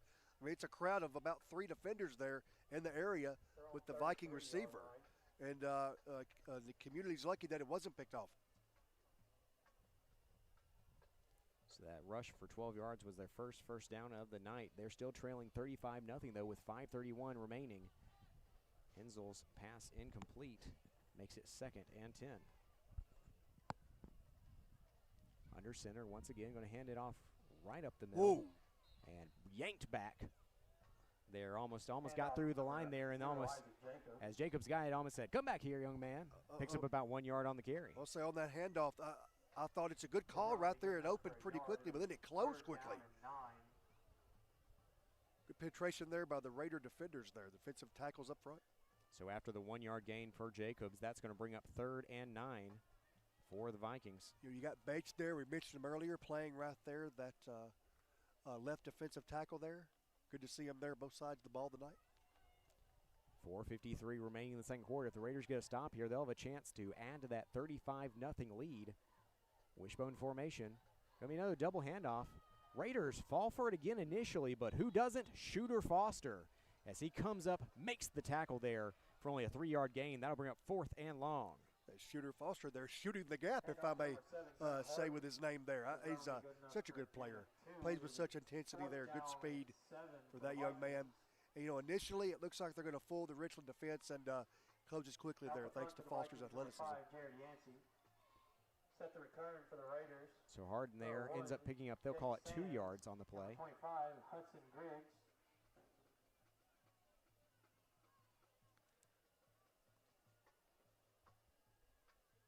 And so back out for the 5th time to punt here. It'll be Community. 2 men deep. It's Hudson Griggs and Jake Sands. Griggs had a chance to take it back pretty far last time. This time it's going to be more in Sands' vicinity, but actually it just bounces off a Community player right at the 40-yard line, falls dead. A little unfortunate there for Community. The ball will be at the Raiders' own 39-yard line where they start this drive. And given what's happened as far as the field position in the second quarter for Richland thus far, this would be poor field position. Yeah, I mean, you're not wrong. So 1st and 10 for the Raiders here. Own 39-yard line. They have 3:45 to work with. I'm not sure they've had a 4-minute drive yet here tonight on their first 5 touchdown drives, so really don't see any reason they can't do it one more time here. Shotgun formation for Schrader. Actually have 2 stacked receivers here on this side. Going to be a handoff, though. Levi Reedy. Reedy able to split a couple defenders there and picks up about 7, maybe 8 yards on the play. Let's say hitting the edge just barely there on the outside there, but a good 8-yard gain there for Reedy. About his 3rd or 4th carry tonight. And he's got a score already. It'll be 2nd down and 5 for the Raiders. Strong runner. Picks up 7 yards on that one. That will bring up 2nd and 3. Raiders back to the line quickly. We've seen it all night. They're not wasting any time here. They look back to the sideline, though, as they've been wont to do. 2 receivers far side. Here's the snap. Let me hand off. Reedy, stutter steps. Reedy still on his feet. I think he has enough. Rolls over a defender, and sure enough, that'll be enough for a Winterburn and Associates Insurance 1st down for the Raiders. Patience there by Reedy there over right guard, right tackle, just to let his blocking set up to secure the 1st down. Good patience, good footwork. That'll go down as a 4-yard carry on the play. That will take it out to midfield. 1st and 10 at the 50. I think what you're saying, Mark, is true. Each possession, okay, which running back's turn is it? It's your turn to go. Yeah. So this will be the 6th time in opponent's territory here tonight. Spoke a little too soon, though, as they actually tackle Colin Cagle slightly in the backfield, though. It'll be 2nd and about 10. Number 6, Adriel Rodriguez. Good pursuit there by Rodriguez. He was there at the point of contact and didn't let go there. Got a hold of the ankle, and it's a good defensive stop there on that particular play for Community. Yeah, credit where credit is due. Community's had 2 or 3 really good defensive plays, but unfortunately for them, Raiders have had about 25 good offensive plays And that's been the difference here in this 35-0 game. So just 2 minutes remaining here in the second quarter. All Raiders thus far. Schrader back to pass. Schrader looking. He's got a man in the flat there. Catch is made. I believe that's Tucker Mayo. Mayo turns it up the sideline. Mayo thought he stayed in bounds there, but he's going to be out very close to the marker. We'll see where they put it. Pass caught by Cagle. That was not Cagle. The PA announcer is trying to trip us up here tonight, Dylan, and I don't appreciate it. Well, when you're on the end that we're having to call these names and get those numbers correct, yeah, I understand totally. But it's a good job there by Richland. They're trying to use that extra far third of the field there. You got all that grass to work with. So they're going to say it was just short. So 3rd and 2, so conversion time. We've only seen about 3 third downs all night for the Raiders. That's a good point, Mark. Have a chance to convert here. They've converted the first couple. Jumbo set. Going to be a pitch play to Cagle. Cagle makes up for the last time. Cagle bursts through. And he's down to the 20, the 10, the 5. Touchdown, Raiders.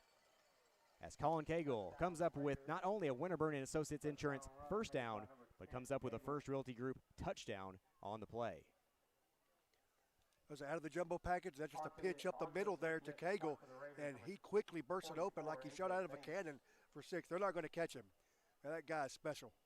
What did we say in the show this week? We said we want to see more touches for Colin Cagle, and he scored 2 touchdowns here tonight, has nearly 100 rushing yards. I think it's safe to say that everyone else in the stadium was feeling the same way. Kick is up. Kick is good by A.J. Bates, 42-0. Raiders lead with 1:38 remaining here in the second quarter. Back in 1 minute here on KSR Sports.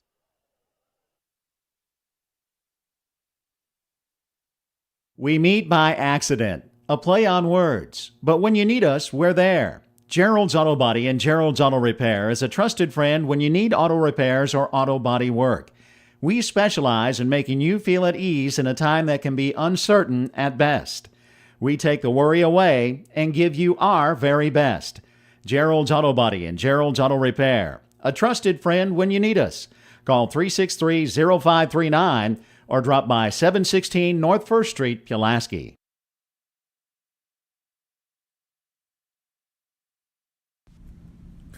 First National Bank is an independent community bank. Being independent allows us to be innovative, to adapt and respond quickly and efficiently to your financial needs. We know the needs of this area. Our interest and our loyalty are to the people who live and work here. They are more than names and faces. They're our friends and our neighbors. Together, we're making communities great. Member FDIC.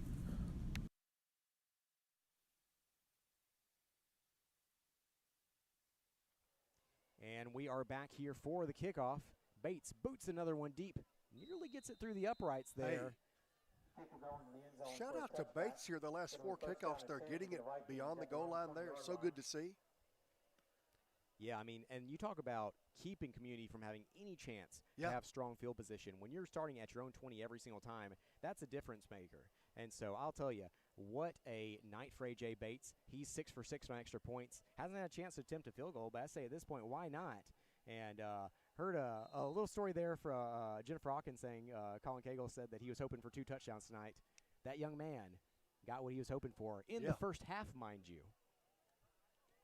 Community ball at their own 20, shotgun formation.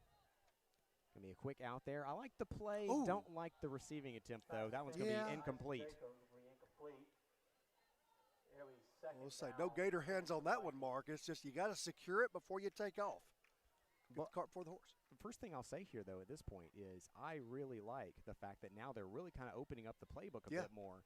You really should have done that from the start because, I mean, if you're a team that comes in 0-4, you know, at this point, you know the emphasis is on you to prove that you're going to come out and win a game. And so I'd like to see a little more from them in terms of, you know, once again, a little razzle-dazzle, you know, some screen plays more than just, you know, kind of running off tackle each time and, you know, admittedly running right into a really strong Raider defensive line. And as soon as I said that, that's exactly what they did there. They handed off to Jacobs for no gain. Mark the prophet. I don't want to be right for them, but you know, admittedly that I have been tonight. I mean, you have to admit that it just hasn't been very creative. Like, you know, in this situation, I think you have to find a way to put your guys into positions for them to be successful, and running them up against an opponent that's just a little more athletic, a little bigger, a little stronger of a team. that's not really the best position to have your team in. No offense, though, they've been so nice to us. Like, I really appreciate what community's done here tonight. Just really has not been their night on the gridiron as it's 42-0 Raiders. Back to pack, Hensel fires. This one's going to be picked off by Landon Harbison. So Harbison back there almost like he's receiving a punt on that play. Catches an easy one there. And now the Raiders, it's not Landon Harrison to the PA announcer. It's Landon Harbison. Really, that's the one thing I will say. Not a great night so far for the PA announcer. But Raiders have a chance here on their opponent's 35-yard line to get things going here and potentially make it 49-0 at the half.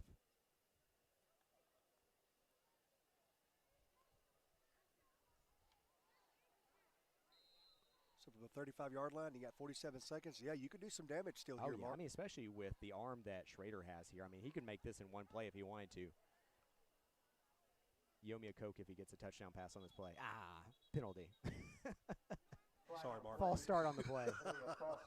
I felt good about it. You did. I felt good about it, but still, it'll be 1st and 15 for the Raiders now at their opponent's 40-yard line. But I believe 4 of their 7 offensive drives here tonight have started in opponent's territory. You talk about a recipe for success. That's it, Dylan. It's a quarterback's dream. Talk about a confidence boost there. You got a short field. You're not in the shadow of your own end zone. I mean, or goal post rather. It's a good place to be, and certainly they've had that benefit tonight. And I believe the Raiders have all 3 timeouts. That's what it says on the scoreboard. And so Richland, they can get tackled in bounds, and they still have a lot that they can do here. Notice they were running the ball on first down with only 45 seconds left. And they'll do it again here. Reedy up the middle. Reedy dragging a couple players there. Only picks up about 3 yards on the play, though. They're letting the clock run. Yeah, they're not in a rush. It'll be 2nd down and 13 for the Raiders. I wonder if they feel like it would be unsportsmanlike to really pile it on here. I don't know. I mean, you're up 42 zip here with 22 seconds to go. Yeah, they are not in a rush at all. I actually think that the Raiders and Coach Nick Patterson, I mean, that's a really, that's really good sportsmanship there in that moment. If you're a fan, obviously, you're treating it like a video game. You want to see as many points as possible. But you have to remember that community has been really great here tonight. They've been a great host. And so you really don't want to rub it in here. And so, indeed, they will go ahead and let the time run out here at the half. And so 42-0 at the half. It's been all Raiders. They've scored on every possession in which they attempted to score, Dylan, as they lead by 6 touchdowns here in the night. So we'll be back with our Sundrop halftime show back in 3 minutes here on WKSR Sports. Hey, buddy, why the throwback uniform? Well, boys, you see, it's to celebrate the glory days, the pride, the passion, the tradition. Wow, what could be better than wearing a throwback uniform on game day? How about throwing back a green and gold citrusy Sundrop soda in a throwback bottle while wearing my throwback uniform on game day? The pride, the passion, the tradition. Throwback a green and gold Sundrop today. Fans, from the coin toss to the final quarter, stay refreshed with an ice-cold Coca-Cola as you cheer on the Raiders. Just head to the concession stand and grab the perfect refreshment to share with fellow fans. Share a Coke with a teammate, a rival, or a friend this season. Thank you for choosing Pulaski Coca-Cola. It's time to load up on the best snacks and some delicious ice-cold Coke for all your game day guests. Nothing tastes like everyone you love and everything you like coming together. Coca-Cola. Together taste better. This is Clay Doggett, your state representative for District 70, and I'm proud to share what makes Giles County such a special place to call home. From our rich history and strong values to our thriving local businesses and hardworking families, Giles County is built on community pride. We're blessed with beautiful farmland, vibrant small towns, and neighbors who always lend a helping hand. Whether it's gathering for local events, supporting our schools, or growing opportunities for the next generation, Giles County continues to be a shining example of Tennessee's best. May Oil Company, a 4th-generation family-owned business, is a supplier of fuel products and specialty lubricants serving Pulaski, Giles County, and southern Middle Tennessee from our offices and warehouse at 619 South 4th Street, Pulaski. May Oil Company is also a proud supporter of Giles County Bobcat and Richland Raiders sports. May Oil Company, supporting our Middle Tennessee communities for generations. 931-363-3704. We've been cutting prices at Murray Chevrolet GMC. There are amazing red tag deals throughout our lot. Just look for the red hang tags and windows to find the very best deals in our inventory, like the Black Widow Edition Silverado 1500 RST with $12,000 off, or the 2025 Corvette E-Ray with over $14,000 in rebates. Many more great deals with thousands off on 2025 trucks. Swing through or visit our website, murraychevrolet.com, for all the info. This is Mike Keefe for Winterburn and Associates Insurance.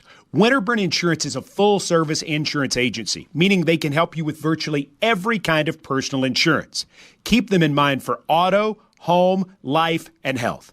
Winterburn and Associates Insurance has been serving Giles County and the surrounding area for nearly 70 years, so they truly are a trusted choice. Get a quote online at winterburninsurance.com or call 363-8638. Winterburn and Associates Insurance, proud members of the Insurers of Tennessee. Hey, buddy, why the throwback uniform? Well, boys, you see, it's to celebrate the glory days, the pride, the passion, the tradition. Wow, what could be better than wearing a throwback uniform on game day? How about throwing back a green and gold citrusy sun-drop soda in a throwback bottle while wearing my throwback uniform on game day? The pride, the passion, the tradition.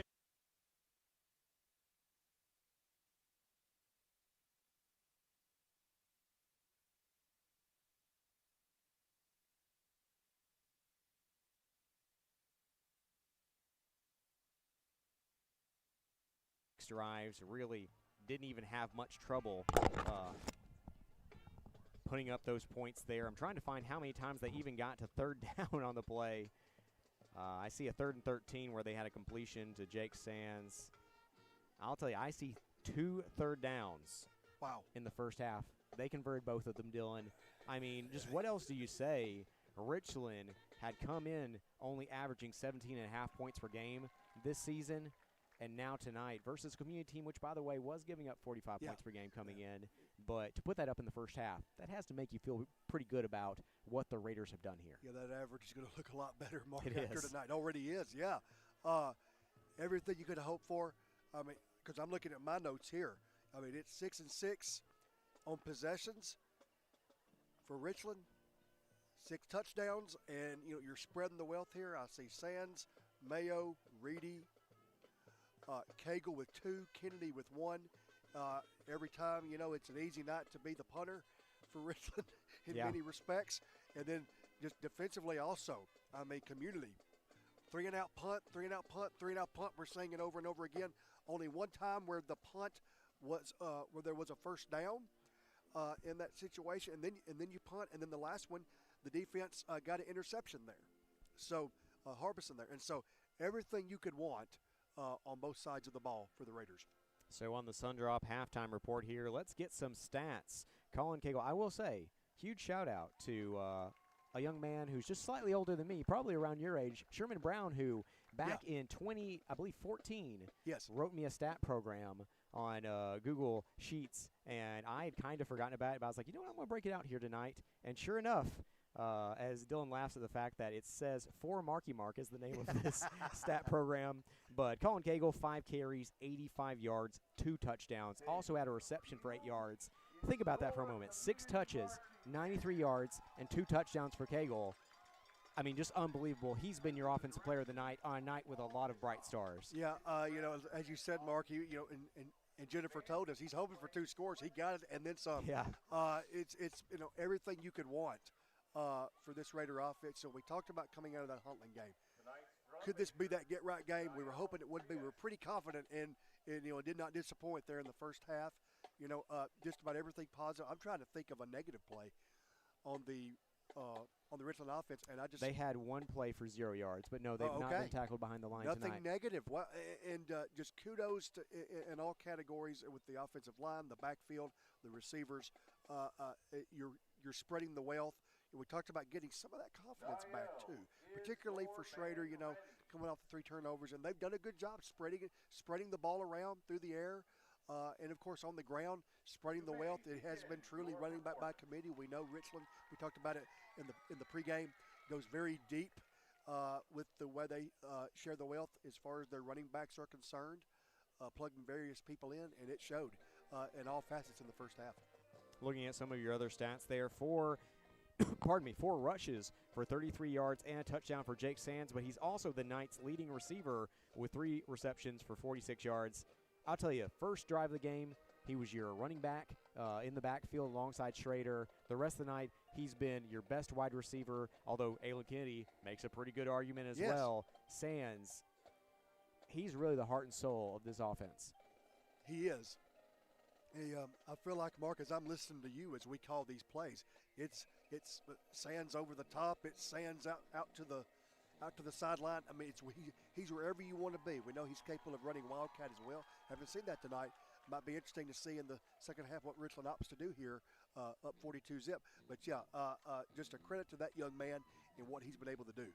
Looking around here, we have 6 rushes for 29 yards and a touchdown for Levi Reedy, 1 run for 4 yards and a touchdown for Tucker Mayo as well. And then, of course, that great passing play from Gavin Schrader to Aylin Kennedy. Schrader is 7 of 9 for 93 yards and a touchdown. And Aylin Kennedy, 2 receptions for 31 yards and a touchdown as well. So Raiders lead it 42-0 here at the half on our halftime report, brought to you by Sundrop. We're going to go ahead and take another 3-minute timeout. Back in 3 minutes here on KSR Sports. Fans, from the coin toss to the final quarter, stay refreshed with an ice-cold Coca-Cola as you cheer on the Raiders. Just head to the concession stand and grab the perfect refreshment to share with fellow fans. Share a Coke with a teammate, a rival, or a friend this season. Thank you for choosing Pulaski Coca-Cola. It's time to load up on the best snacks and some delicious ice-cold Coke for all your game day guests. Nothing tastes like everyone you love and everything you like coming together. Coca-Cola. Together taste better. This is Clay Doggett, your state representative for District 70, and I'm proud to share what makes Giles County such a special place to call home. From our rich history and strong values to our thriving local businesses and hardworking families, Giles County is built on community pride. We're blessed with beautiful farmland, vibrant small towns, and neighbors who always lend a helping hand. Whether it's gathering for local events, supporting our schools, or growing opportunities for the next generation, Giles County continues to be a shining example of Tennessee's best.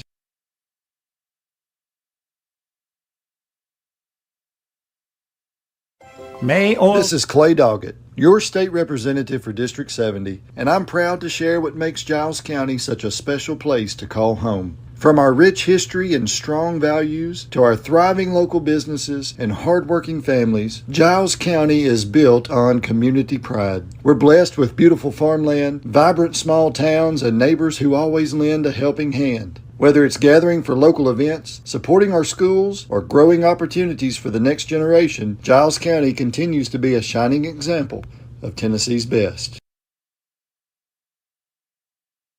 We've been cutting prices at Murray Chevrolet GMC. There are amazing red tag deals throughout our lot. Just look for the red hang tags and windows to find the very best deals in our inventory, like the Black Widow Edition Silverado 1500 RST with $12,000 off, or the 2025 Corvette E-Ray with over $14,000 in rebates. Many more great deals with thousands off on 2025 trucks. Swing through or visit our website, murraychevrolet.com, for all the info. This is Mike Keefe for Winterburn and Associates Insurance. Winterburn Insurance is a full-service insurance agency, meaning they can help you with virtually every kind of personal insurance. Keep them in mind for auto, home, life, and health. Winterburn and Associates Insurance has been serving Giles County and the surrounding area for nearly 70 years, so they truly are a trusted choice. Get a quote online at winterburninsurance.com or call 363-8638. Winterburn and Associates Insurance, proud members of the Insurers of Tennessee. Hey, buddy, why the throwback uniform? Well, boys, you see, it's to celebrate the glory days, the pride, the passion, the tradition. Wow, what could be better than wearing a throwback uniform on game day? How about throwing back a green and gold citrusy sun-drop soda in a throwback bottle while wearing my throwback uniform on game day? The pride, the passion, the tradition. Throw back a green and gold Sundrop today.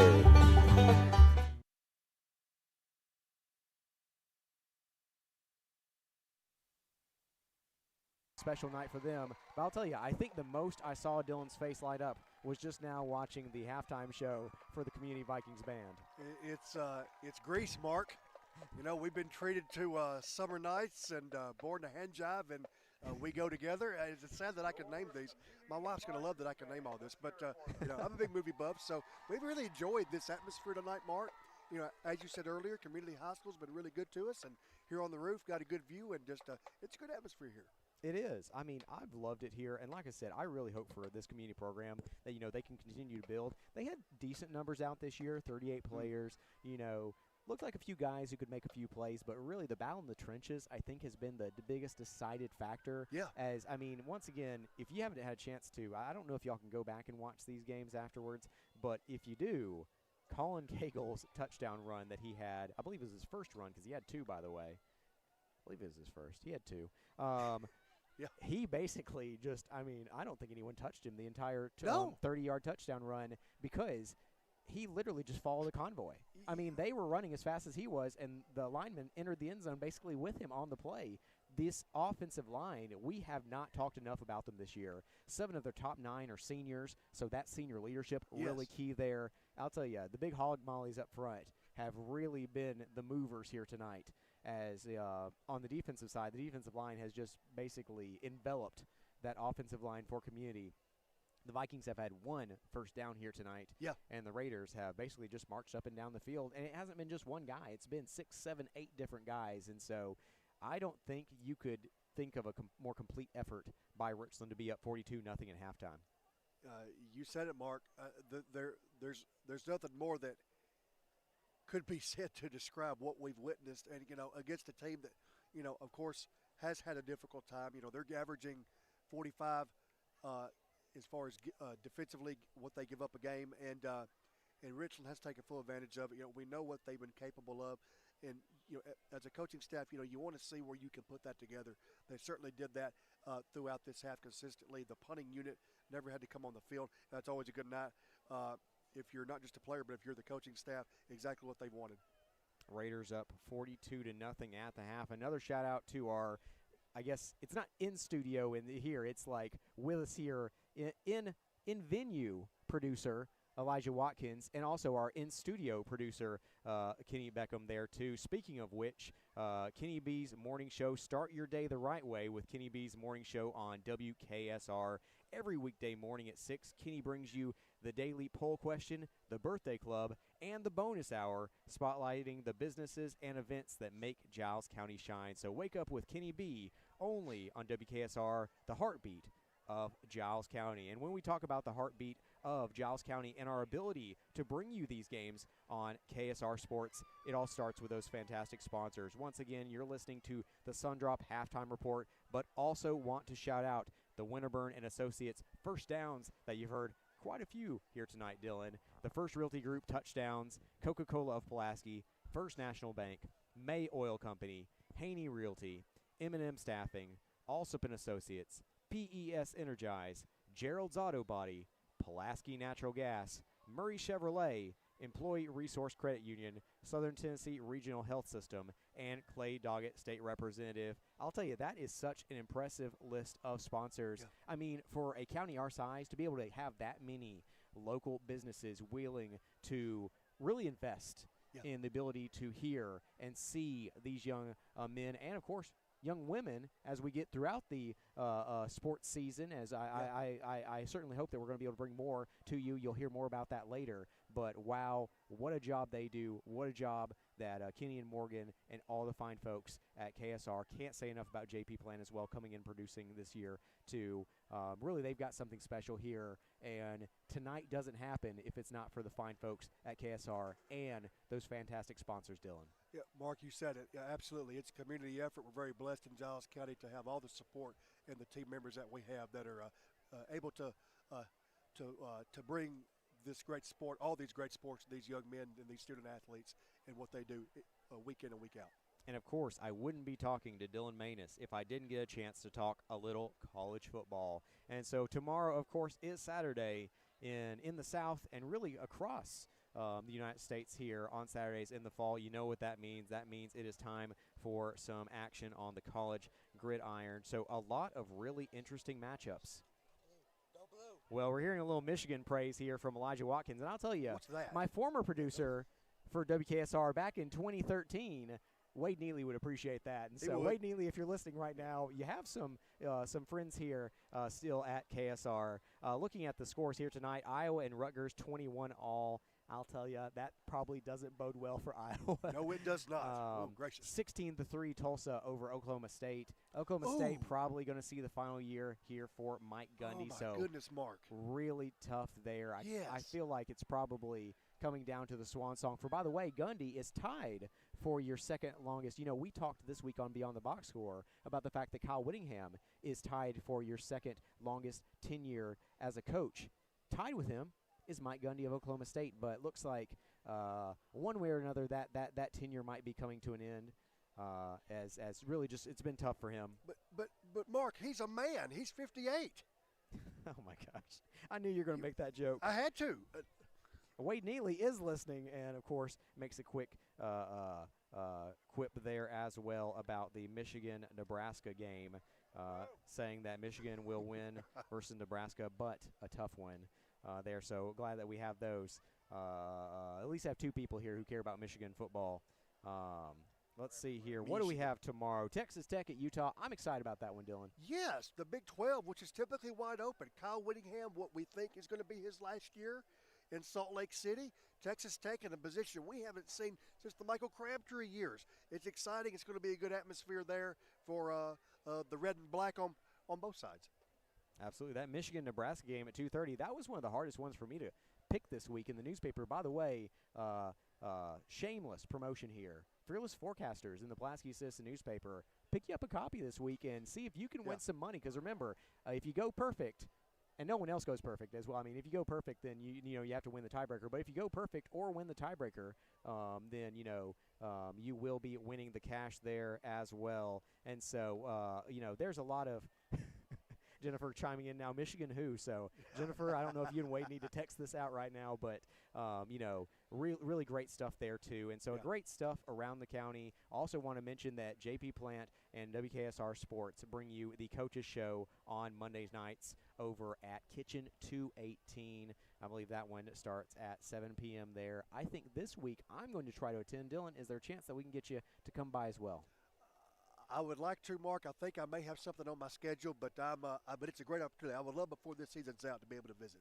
I was going to say, hopefully we get you in sooner rather than later, but make sure you come out if you have a chance Monday night. I almost said tomorrow night. That's not correct. Monday night, as we have the weekly coaches show there at Kitchen 218. Always a great time.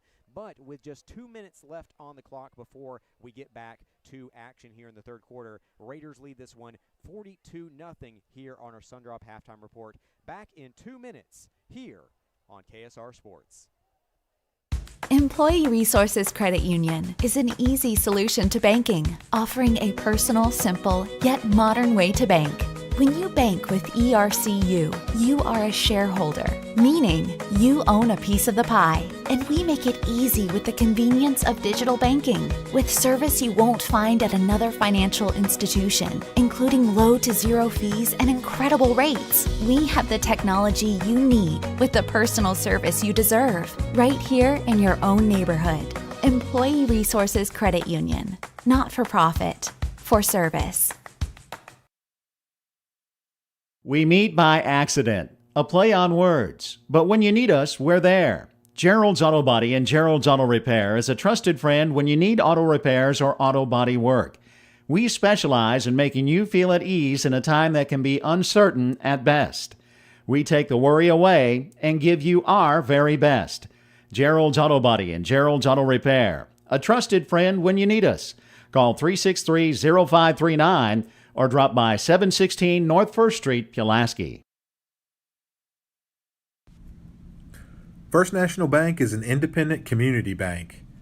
Being independent allows us to be innovative, to adapt and respond quickly and efficiently to your financial needs. We know the needs of this area. Our interest and our loyalty are to the people who live and work here. They are more than names and faces. They're our friends and our neighbors. Together, we're making communities great. Member FDIC. At Haney Realty and Property Management, we strive to work with all of your real estate needs. Listing, buying, property management, or rental, we have got you covered. Call me, Daniel Haney, at 931-309-8291 or come by the office located at 109 South 1st Street in Pulaski, and one of our agents will be able to assist you. Our website is www.haneyrealtypm.com. Haney Realty and Property Management. We are your best friend in real estate. For all your real estate, property management, and auction needs, contact Haney Realty Auction Company.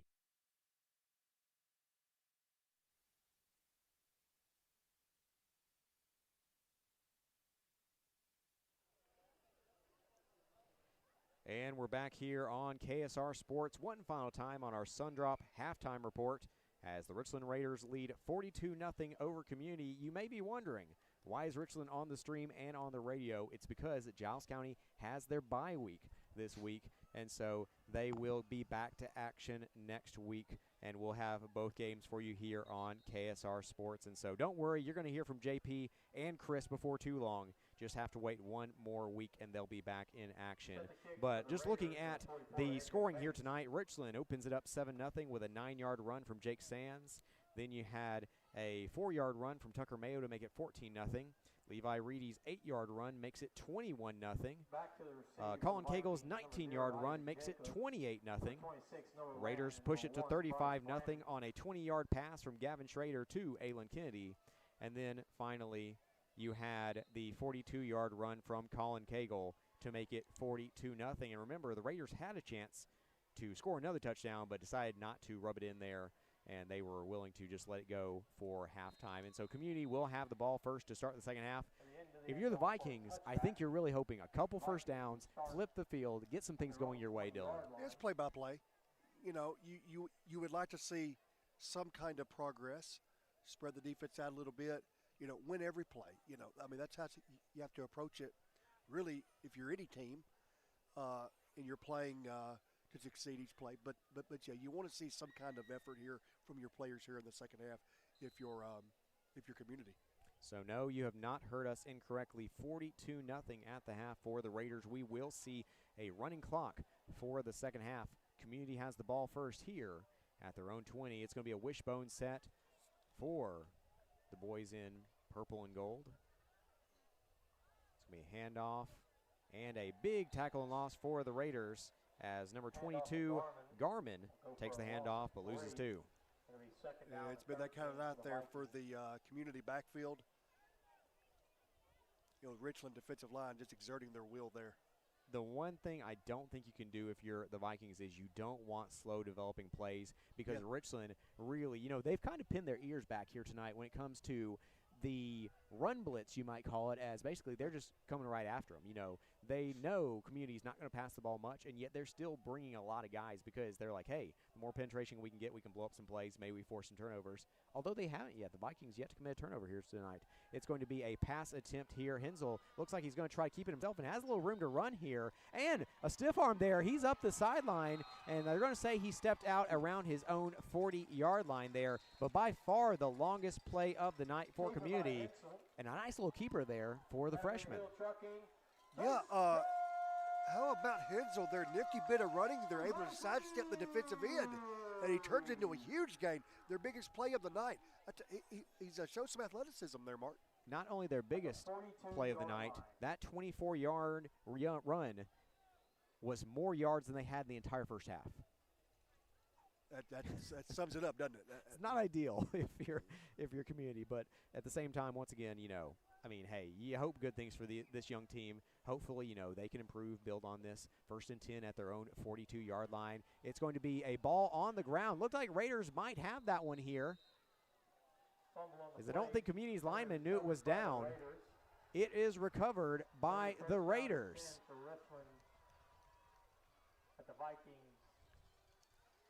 So that happened pretty quickly there, Mark. I didn't catch who had the ball, but yeah, heads-up play there by the Raider defense after that huge play of 24 yards, the keeper there for Hensel there, and now a huge turnover there as Community gaining momentum, and now Richland once again good field position here on the Community 42. Once again, over half of their starting field positions here tonight have come from across the opponent's 50-yard line. So it'll be 1st and 10 at the opponent's 42. 8:45 remaining here in the third quarter. Raiders lead 42-0. I'm interested here. I kind of think we're probably going to see the second team unit for Richland, and since DeMarcus Chrisman is out there, one of the freshmen, I think that's what we're seeing right now. The fun thing about this second team unit is junior Landon Harbison is actually your quarterback, and he's just a total different package than Schrader. Doesn't have the arm strength, but really likes to run it around, has some good athleticism. I'm interested to see what we get from him here. It'll be a handoff up the middle here. I believe that's Jax Hunter. Hunter fighting forward, picks up 1 yard on the run. As you say, Mark, getting a chance for some of the second unit to get in and seeing what they can do here with 8 minutes to go. He'll be tackled by number 52, Braxton Stacy. The run will be for no gain. It'll be 2nd down and 10. So 2nd and about 9 now for the Raiders after that run from Jax Hunter. But I love watching Harbison because, once again, just a different kind of offense than what you've been used to seeing as just, a little more just rolling out of the pocket, kind of making something happening with his feet there. Going to pitch this one to Hunter. Hunter with a full head of speed. Hunter showing some of that speed to the outside. He gets to the outside for Winterburn and Associates Insurance. 1st down, Raiders. I'll say, a lot of speed there in that young man. Where'd he come from? Man, well, remember, he was the 1,000-yard runner, probably a 1,500-yard runner last year for the middle school team when they won the conference championship. I'd say he's quick. Yeah, Schrader, there's a lot of, Cole Doggett's a freshman. Yes. DeMarcus Chrisman, Leighton Jacoby. There are more that I could mention right now. I apologize to the guys I'm not mentioning, but just really, really good stuff from this younger unit. 1st and 10 at the opponent's 30. Another handoff to Hunter. Hunter kind of go left-right, is able to jostle there between a couple community defenders and gets down to the 27. It'll be 2nd down and 7. Yeah, it looks like a Richland be content to keep it on the ground here with the young tailback here. About half the quarter gone already. Probably the right call there. As we have running clock, yeah. Yeah.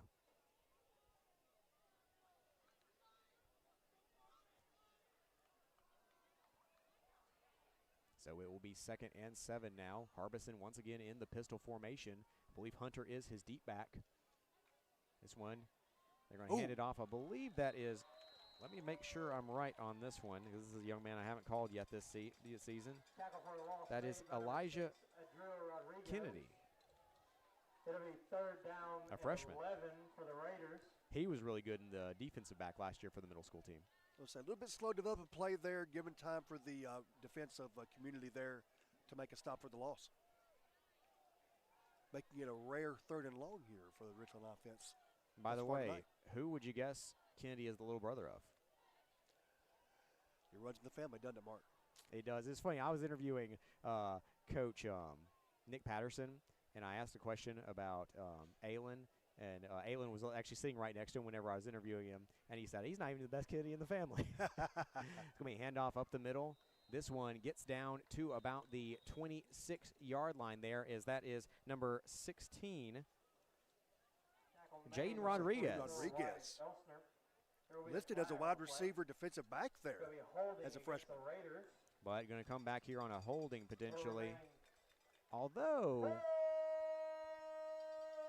Okay, I kind of thought that they might decline this one.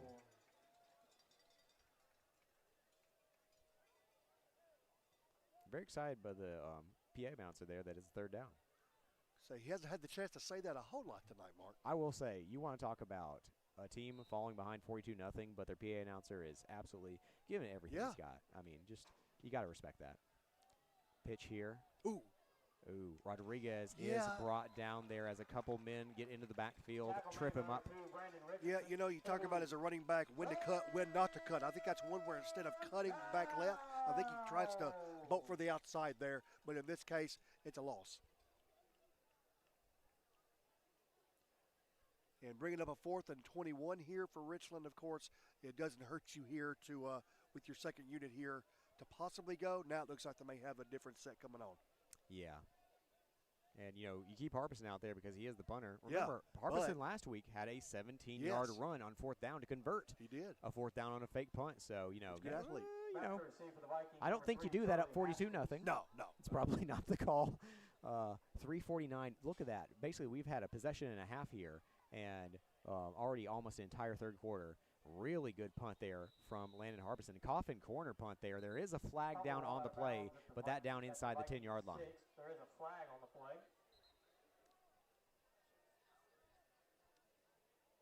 We'll see what the call is there on the flag.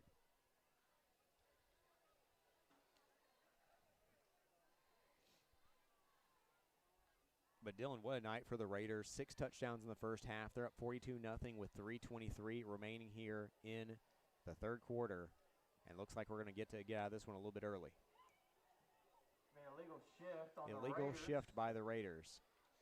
I think they're going to make them kick again. Yep. That's the right call because that was a great punt. You want to take that punt back. Yeah, hopefully get out of the shadow of your own goalpost here after that really good punt here. So maybe if your community try to get better field position out of this. Set to return for the Vikings, number 3, Charlie Haskins. So now it'll be 4th and 26 for the Raiders. Really the only time all night that we've seen them behind the chains. And they'll attempt it again. But, Harbison's just saying, hey, that just gives me more on my net punt average. He's just trying to run up the stats here. Yeah, you try to see the positive here. Yeah. No, great punt there from Harbison on that last one down inside the 10-yard line. That's about as good. Honestly, there's a lot of college guys who maybe don't get that coffin corner on that play.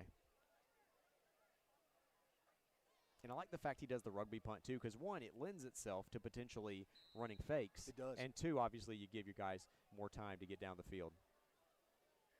Harbison, he'll do it again.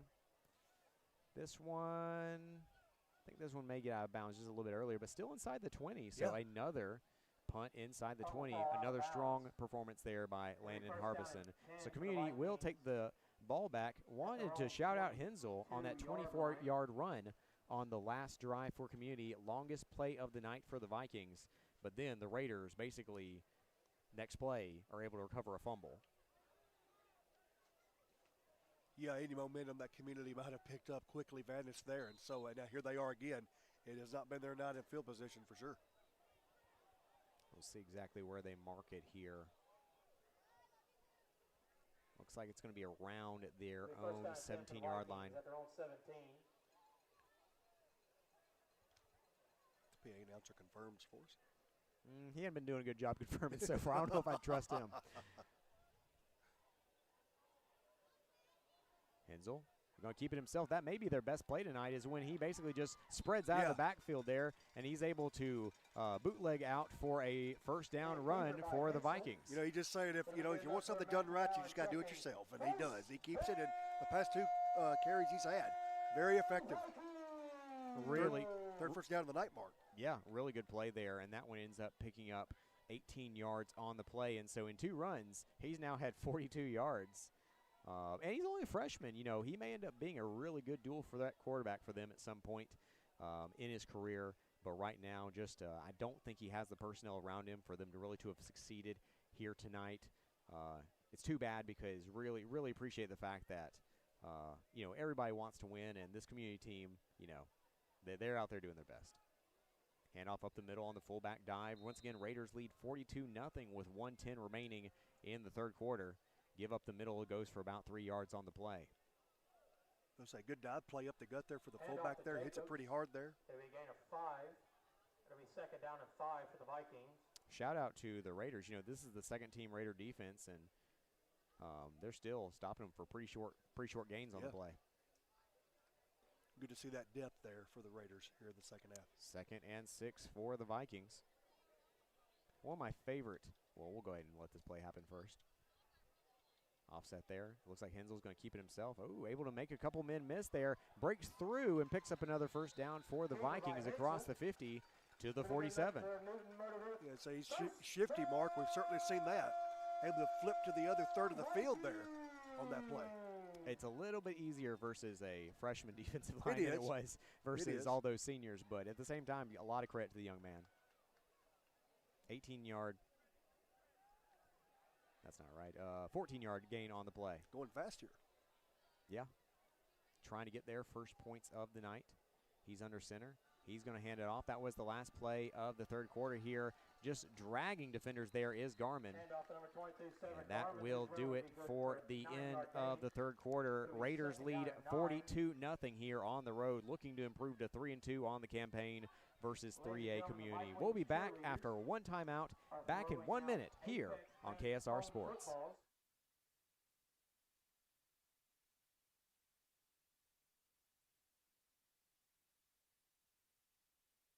Fans, from the coin toss to the final quarter, stay refreshed with an ice cold Coca-Cola as you cheer on the Raiders. Just head to the concession stand and grab the perfect refreshment to share with fellow fans. Share a Coke with a teammate, a rival, or a friend this season. Thank you for choosing Pulaski Coca-Cola. It's time to load up on the best snacks and some delicious ice cold Coke for all your game day guests. Nothing tastes like everyone you love and everything you like coming together. Coca-Cola. Together taste better. May Oil Company, a four-generation family-owned business, is a supplier of fuel products and specialty lubricants serving Pulaski, Giles County, and southern Middle Tennessee from our offices and warehouse at 619 South 4th Street, Pulaski. May Oil Company is also a proud supporter of Giles County Bobcat and Richland Raiders sports. May Oil Company, supporting our Middle Tennessee communities for generations. 931-363-3704.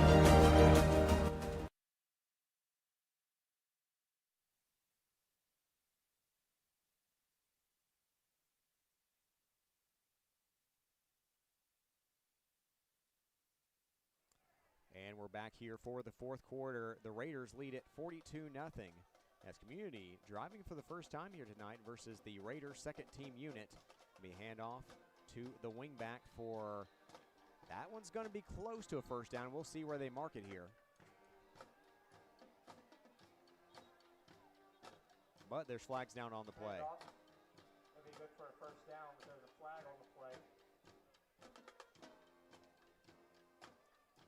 Have you ever seen a quarter go by that quickly, Dylan? Personal foul on the Vikings. See what they say here. Personal foul on the Vikings there. Oh, God. So I wonder if they'll say that it was before or after the play concluded, because that will determine whether or not we replay the down, or if they count the first down and then just put the ball back down. Yeah.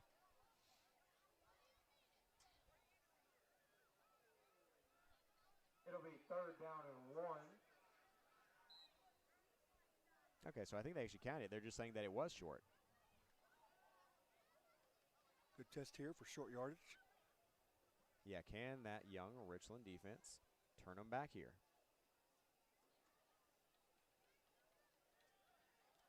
Going to be a handoff, and Jacobs has just enough. Picks up 3 yards for the first down. You know, to your question, Mark, yes, I feel like I've seen a lot of mercy rule type games over the years since this rule has been enacted. Just depending on your competition, of course. Seen it more in football than basketball. It's harder to maintain a 35-point lead in basketball in the second half. But there have been quite a few. But yeah, it was certainly a fast quarter, of course. You know, one possession apiece there, and, of course, tended to keep the ball on the ground here for both teams. Yeah, I mean, that's been a big part of it. And there haven't been many incompletions for the Raiders. I believe Schrader was 7 of 9 tonight for 93 yards and a touchdown. Wishbone formation, man in motion. Be a handoff.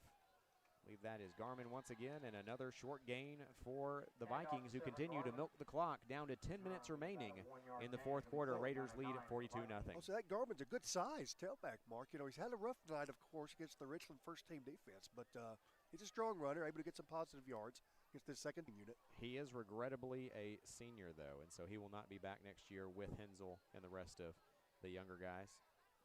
You know, you have to credit, though, the seniors here for Community, you know, still fighting. Yeah, and like I said, Community's had a couple good seasons. You know, they've had a couple of 4 and 6 seasons. Still yet to get their first ever winning record, though, for the Vikings. I formation. The wing back to the left. They give up the middle to a fullback, Jacobs. That is probably the most obvious. There are 4 flags down the field. The most obvious face mask I think I've ever seen called. Yeah, if I saw it, it's a face mask. Yeah, that's Maybe a personal foul. Yeah, Face mask there's on the no Raiders. ill intent there on that play. Yeah. You know, you just reach out and you get what you get. For But Vikings, first down. I'll tell you, that one, like I said, that's not hard for the referees to call. Of course, the face mask provides that opportunity there instead of grabbing hold of jersey.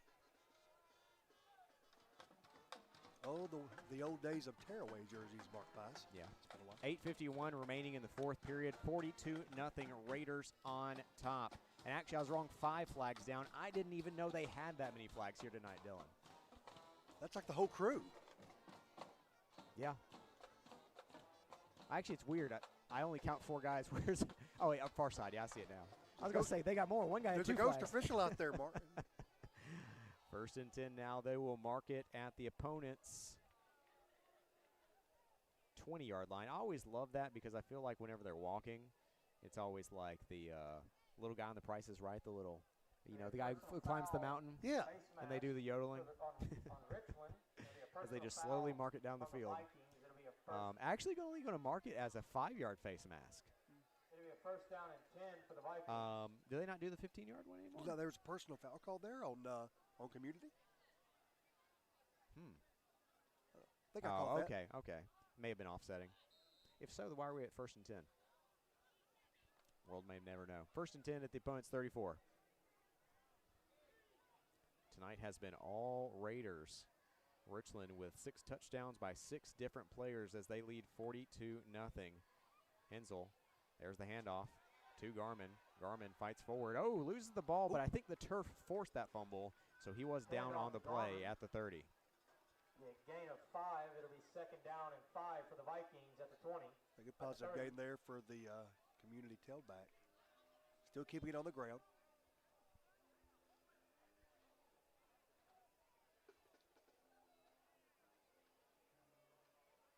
So Raiders will improve to 3-2 on the season. Still 0-1 in region play as this was a non-region contest between the Class A Raiders and the Class 3A Vikings. Like we said earlier in the pregame, though, the Raiders now have beaten 3 teams that are at least 3A or higher this year in White House Heritage, Spring Hill, and now Community as well. They have a chance to beat a 2A team later this season. There's the double handoff. I'll tell you, last week it didn't work when the Raiders were running it, but Community and Huntland both have run it to great effect the last 2 weeks. That's going to be a first down.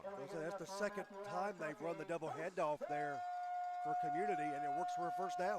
Yeah. Once again, obviously, we do want to note that this is the second team defensive unit for the Raiders, but the first team offensive unit for Community. But either way, the Vikings, good to see them get something going here tonight. Opponent's 22-yard line now. That was a 6-yard run. 8-yard run, that's right. 1st and 10.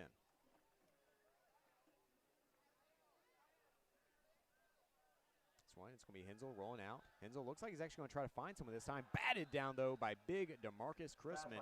Chrisman, one of the 2 leading receivers last year for Gavin Schrader on the middle school team. So looking good there from his defensive position there, batting that ball down. I actually missed it there, Mark, from my vantage point, but a good defensive play. And he actually had a receiving touchdown in the preseason from Landon Harbison, one of the future receiving Raiders. But I'll tell you, even this year, I know they're losing Jake Sands, but you have to think next year they still have Aylin Kennedy, Hudson Griggs, Cam Drake, Landon Harbison. Let me see. I have an inkling they have someone else, too. Let me check to make sure. Now, Lucas Tarpley is regrettably a senior. But a lot of guys coming back. I formation for the Vikings. Handoff. A little bit of a scat back on this one. Yeah. Runs up down there to the 16-yard line. I think that might be a new young man carrying the football. It's a good chunk there on that run. Yeah. Is that number? Handoff to number 16, Mason Bogle, 3rd down and 5 Mason for the Vikings. Bogle. Sophomore.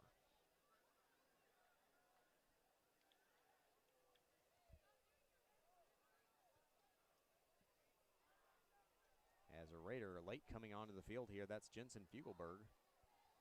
Be a handoff to Bogle once again. Bogle to the outside. Bogle running through some tackles there. He's going to be close. I think it's going to be 4th and inches. Handoff to Bogle. It'll be short of the first down. It'll be 4th down and 1 for the Vikings. Another short yardage down here for community. Like to see how the Richland second unit's able to respond on this one. Yeah, pretty good run there. Honestly, Bogle's the mind. We haven't seen him more here tonight. You like that one? He set it up beautifully, Mark Mines. I thought you'd appreciate that. Yeah, 7-yard carry on the play. That was pretty good. Jennifer would like that joke. Handoff here. It's Bogle once again. Bogle fights forward on 4th and 1, picks up the first down for Community, and Community keeps it rolling here. 42-0 Raiders. But looks like Community with 4:33 remaining in the fourth may have a chance to finally put some points on the board for the first time. Yeah, it'll be a smaller back there. Bogle's got some strength there, some power there. And only a sophomore, Hensel. There's some building blocks here on this team.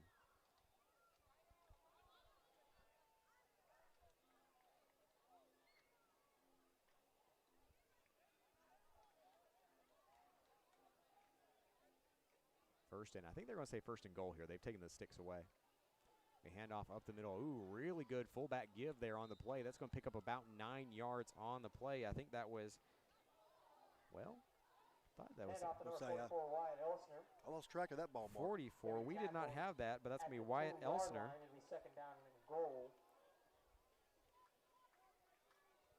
Wyatt Elsner on the play as he picks up about 8, maybe 9 yards.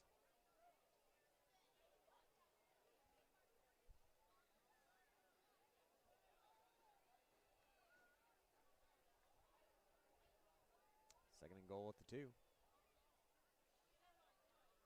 And put up the middle. Elsner fighting forward. He spins, and they're going to say that's enough for 6. First score of the night for Community. They make it 42-6. Yep, good job by Community there. That particular possession is keeping it on the ground, run, until they paid off in the end zone, and converting some short yardage situations, particularly that 4th and 1 there. So a good drive for them after what's been quite a difficult night there for Community overall. Yeah, absolutely hats off to them on that play.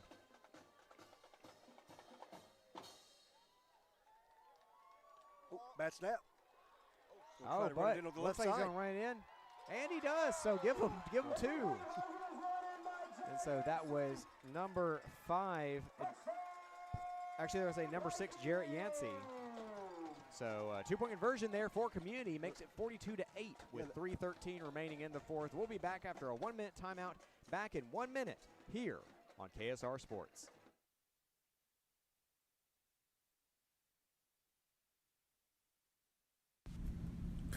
First National Bank is an independent community bank. Being independent allows us to be innovative, to adapt and respond quickly and efficiently to your financial needs. We know the needs of this area. Our interest and our loyalty are to the people who live and work here.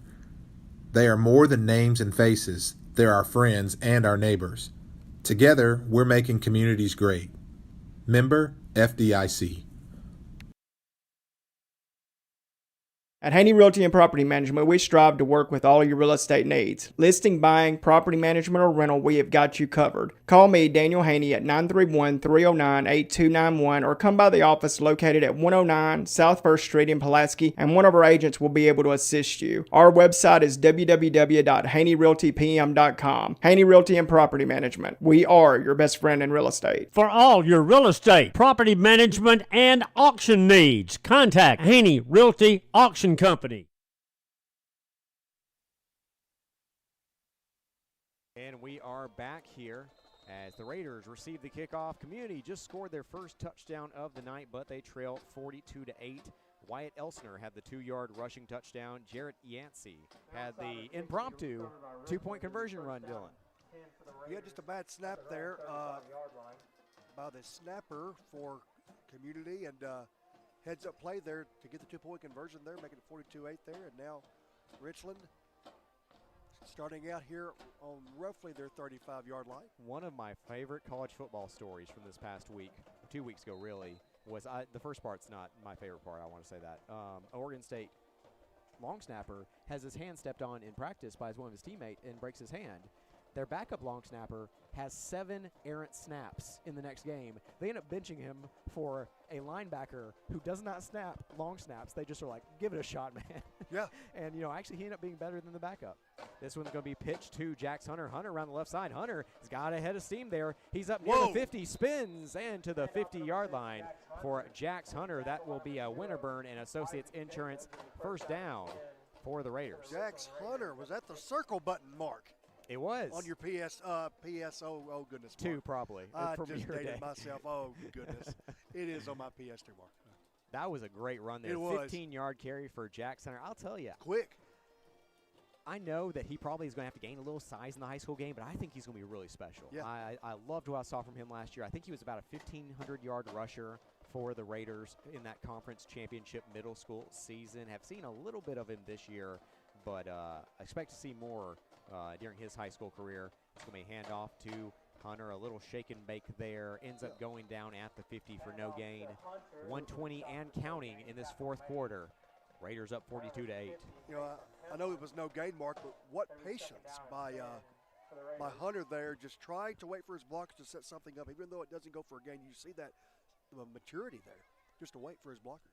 2nd and 10 at the 50. Raiders taking their time here. They know that they can go ahead and after one more snap call this game with a 42-8 win. Once again, it may look a little closer than it really was. 42-0 with 4 minutes remaining in the second quarter. And since then, really a running clock in the second half has gotten us out of here pretty quickly here tonight. But Raiders dominant as they move to 3-2 on the season. Harbison will take the victory kneel there out of the pistol formation. And that will do it, folks. Well, let's make sure they don't stop. Make sure when they start the play clock. Yep, play clock will not have enough time on it. That was the last snap of the game as the Raiders win this one 42-8 over the Community Vikings. Raiders 3-2 on the season, 0-1 in region play. We're going to go ahead and take one final timeout, and then we'll be back with some final stats and thoughts here. Back in 2 minutes.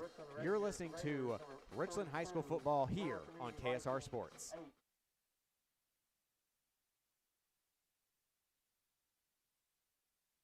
This is Clay Doggett, your state representative for District 70, and I'm proud to share what makes Giles County such a special place to call home. From our rich history and strong values to our thriving local businesses and hardworking families, Giles County is built on community pride. We're blessed with beautiful farmland, vibrant small towns, and neighbors who always lend a helping hand. Whether it's gathering for local events, supporting our schools, or growing opportunities for the next generation, Giles County continues to be a shining example of Tennessee's best.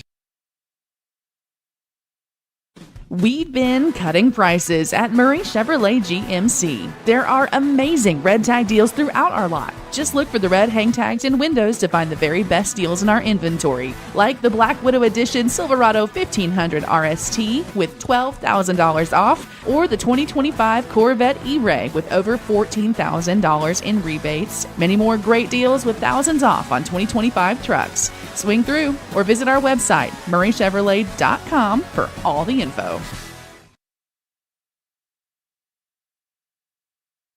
This is Mike Keefe for Winterburn and Associates Insurance. Winterburn Insurance is a full-service insurance agency, meaning they can help you with virtually every kind of personal insurance. Keep them in mind for auto, home, life, and health. Winterburn and Associates Insurance has been serving Giles County and the surrounding area for nearly 70 years, so they truly are a trusted choice. Get a quote online at winterburninsurance.com or call 363-8638. Winterburn and Associates Insurance, proud members of the Insurers of Tennessee. Hey, buddy, why the throwback uniform? Well, boys, you see, it's to celebrate the glory days, the pride, the passion, the tradition. Wow, what could be better than wearing a throwback uniform on game day? How about throwing back a green and gold citrusy sun-drop soda in a throwback bottle while wearing my throwback uniform on game day? The pride, the passion, the tradition. Throwback a green and gold sun-drop today.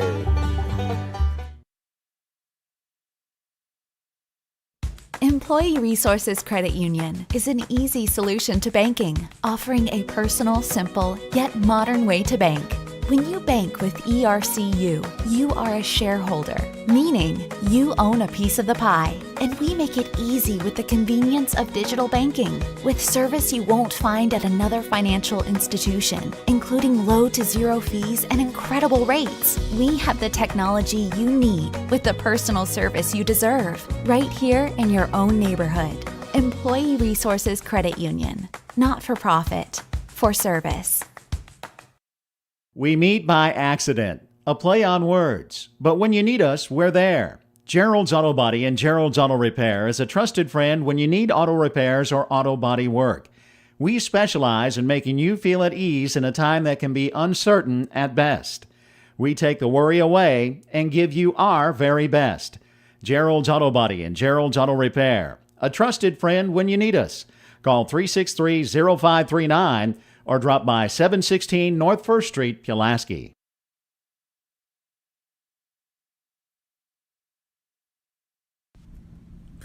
First National Bank is an independent community bank. Being independent allows us to be innovative, to adapt and respond quickly and efficiently to your financial needs.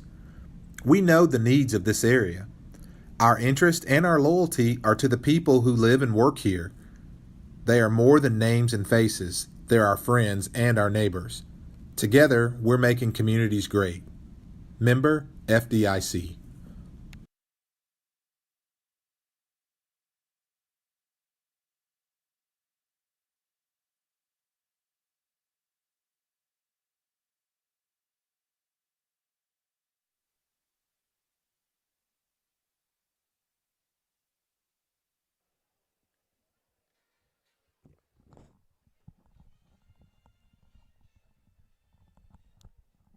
And we are back here one final time from Unionville as the Richland Raiders win 42-8 over the Community Vikings. It was 42-0 with 5 minutes remaining in the second quarter. The Raiders scored on each of their first 6 possessions, put up in the backups after that, but Dylan, 5 different scorers on those 6 touchdowns, really spread the rock around. The defense was dominant in the trenches and really never let Hensel and the Vikings get anything going. Just kind of what are your final thoughts here as the Raiders improved to 3-2 on the season? You know, we talked about this, Mark, in pregame. You know, coming out of the Huntland game, it's your first region game, and it was a loss. You start 0-1, and now you get your get-right game, as we often call it here. You know, community, it's been a hard year for them, but still showing up here tonight, you know, and you know, you want to see Richland come out and just take care of those things, do what they're capable of doing, and they certainly proved that tonight in all phases of the game, offensively, defensively, taking advantage of field position, the kicking game, all areas. Richland played almost a complete game, which is what you want as a coaching staff and as players coming back and gaining that confidence we talk about, both in the passing game and just being able to spread the wealth around among your tailbacks and going about 5 deep or so, and just completely exerting your will on your opponent. They certainly did that in the first half, and it shows on the scoreboard here with this 42-8 victory. So Raiders win this one by basically 5 touchdowns here tonight on the road. We will go ahead and go through your scoring summary. So first possession of the night, Raiders get the ball first. They march 61 yards down the field, capped by a 9-yard rushing touchdown from Jake Sands. After a 3-and-out for Community, Raiders do it again, going this time 68 yards for a touchdown. A 4-yard rushing score for Tucker Mayo makes it 14-0 Community. Punts once again after a 3-and-out, and the Raiders this time only needed 3 plays to get into the end zone on an 8-yard carry for Levi Reedy, as the Raiders end up pushing the lead there to 21-0. That's all in the first quarter. Community punts for the 4th straight time on the 4th straight 3-and-out. And Raiders get the ball back. They go 55 yards for the score. This time a 19-yard rushing touchdown for Colin Cagle. A block in the back on the punt brings back a near Hudson Griggs return touchdown, but the Raiders get behind there and doesn't really matter their offenses. This time Aylin Kennedy catches a 20-yard receiving touchdown from Gavin Schrader to make it 35-0. And finally, after Community does get their first down of the night, they do punt, and Raiders take over and march down once again. 61 yards for the score. This one on a 42-yard rushing score from Colin Cagle. It was 42-0 at halftime. Not much to say in the second half, as both teams were going with a running clock there. Raiders had their second team unit in, and finally Wyatt Elsner scores the first and only touchdown for Community to make it 42-8 after Jarrett Yancey has the rushing attempt for the 2-point conversion there. So Raiders win this one 42-8.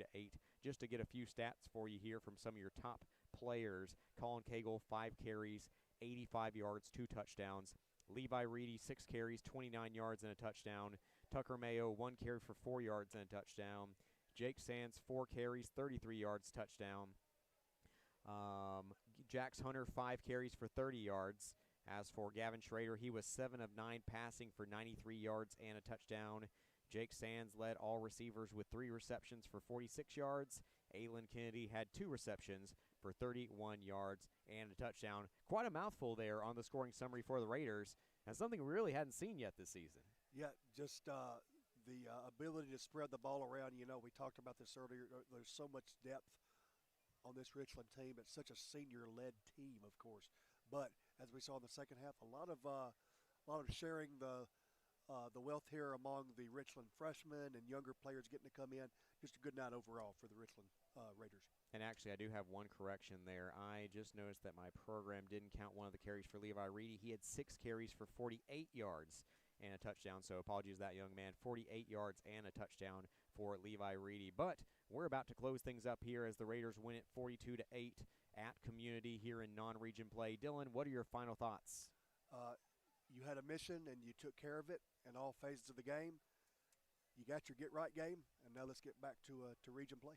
Couldn't have said it better myself. So a special shout out to all of our fantastic sponsors. Going to list them all off one more time. We had our Sundrop halftime report, our Winterburn and Associates Insurance first downs, called quite a few, those 6 First Realty Group touchdowns for the Raiders, and also, of course, Coca-Cola of Pulaski, First National Bank, May Oil Company, Haney Realty, M&M Staffing, Allsup and Associates, PES Energize, Gerald's Auto Body, Pulaski Natural Gas, Murray Chevrolet, Employee Resource Credit Union, Southern Tennessee Regional Health System, and Clay Doggett, State Representative. So a special shout out to each and every one of you, and to the listeners as well. Remember, the number one thing you can do for us here at KSR Sports is if you enjoy what you see and hear here as we cover these high school sporting events, please share us on Facebook, other social media apps of your choice. Tell a friend. Just help get the word out about an opportunity to see and hear about some of the best and brightest young athletes in the county. A special shout out to our friends at KSR, Kenny Beckman and Morgan Beckman, also JP Plant, our in-person producer here tonight, Elijah Watkins. And you know what, we'll throw out a shout out to our photographer, Landon Hawkins, as well. And of course, JP Plant, who was off tonight, but who is basically the producer over KSR Sports. And so each and every one of them were integral to what happened here tonight in terms of getting a chance for you to see and hear about a thrilling Raider victory. So, Dylan, you didn't have to come for a second straight week, but you chose to, and I really appreciate that. Yes, sir, Mark. Thanks for having me again, and just a great night for the Richland football team overall. So Raiders win it 42-8, improve to 3-2 on the campaign. They will be back in action next week as they play at home versus Eagleville in region play. So for Dylan Manus, I'm Mark Mize.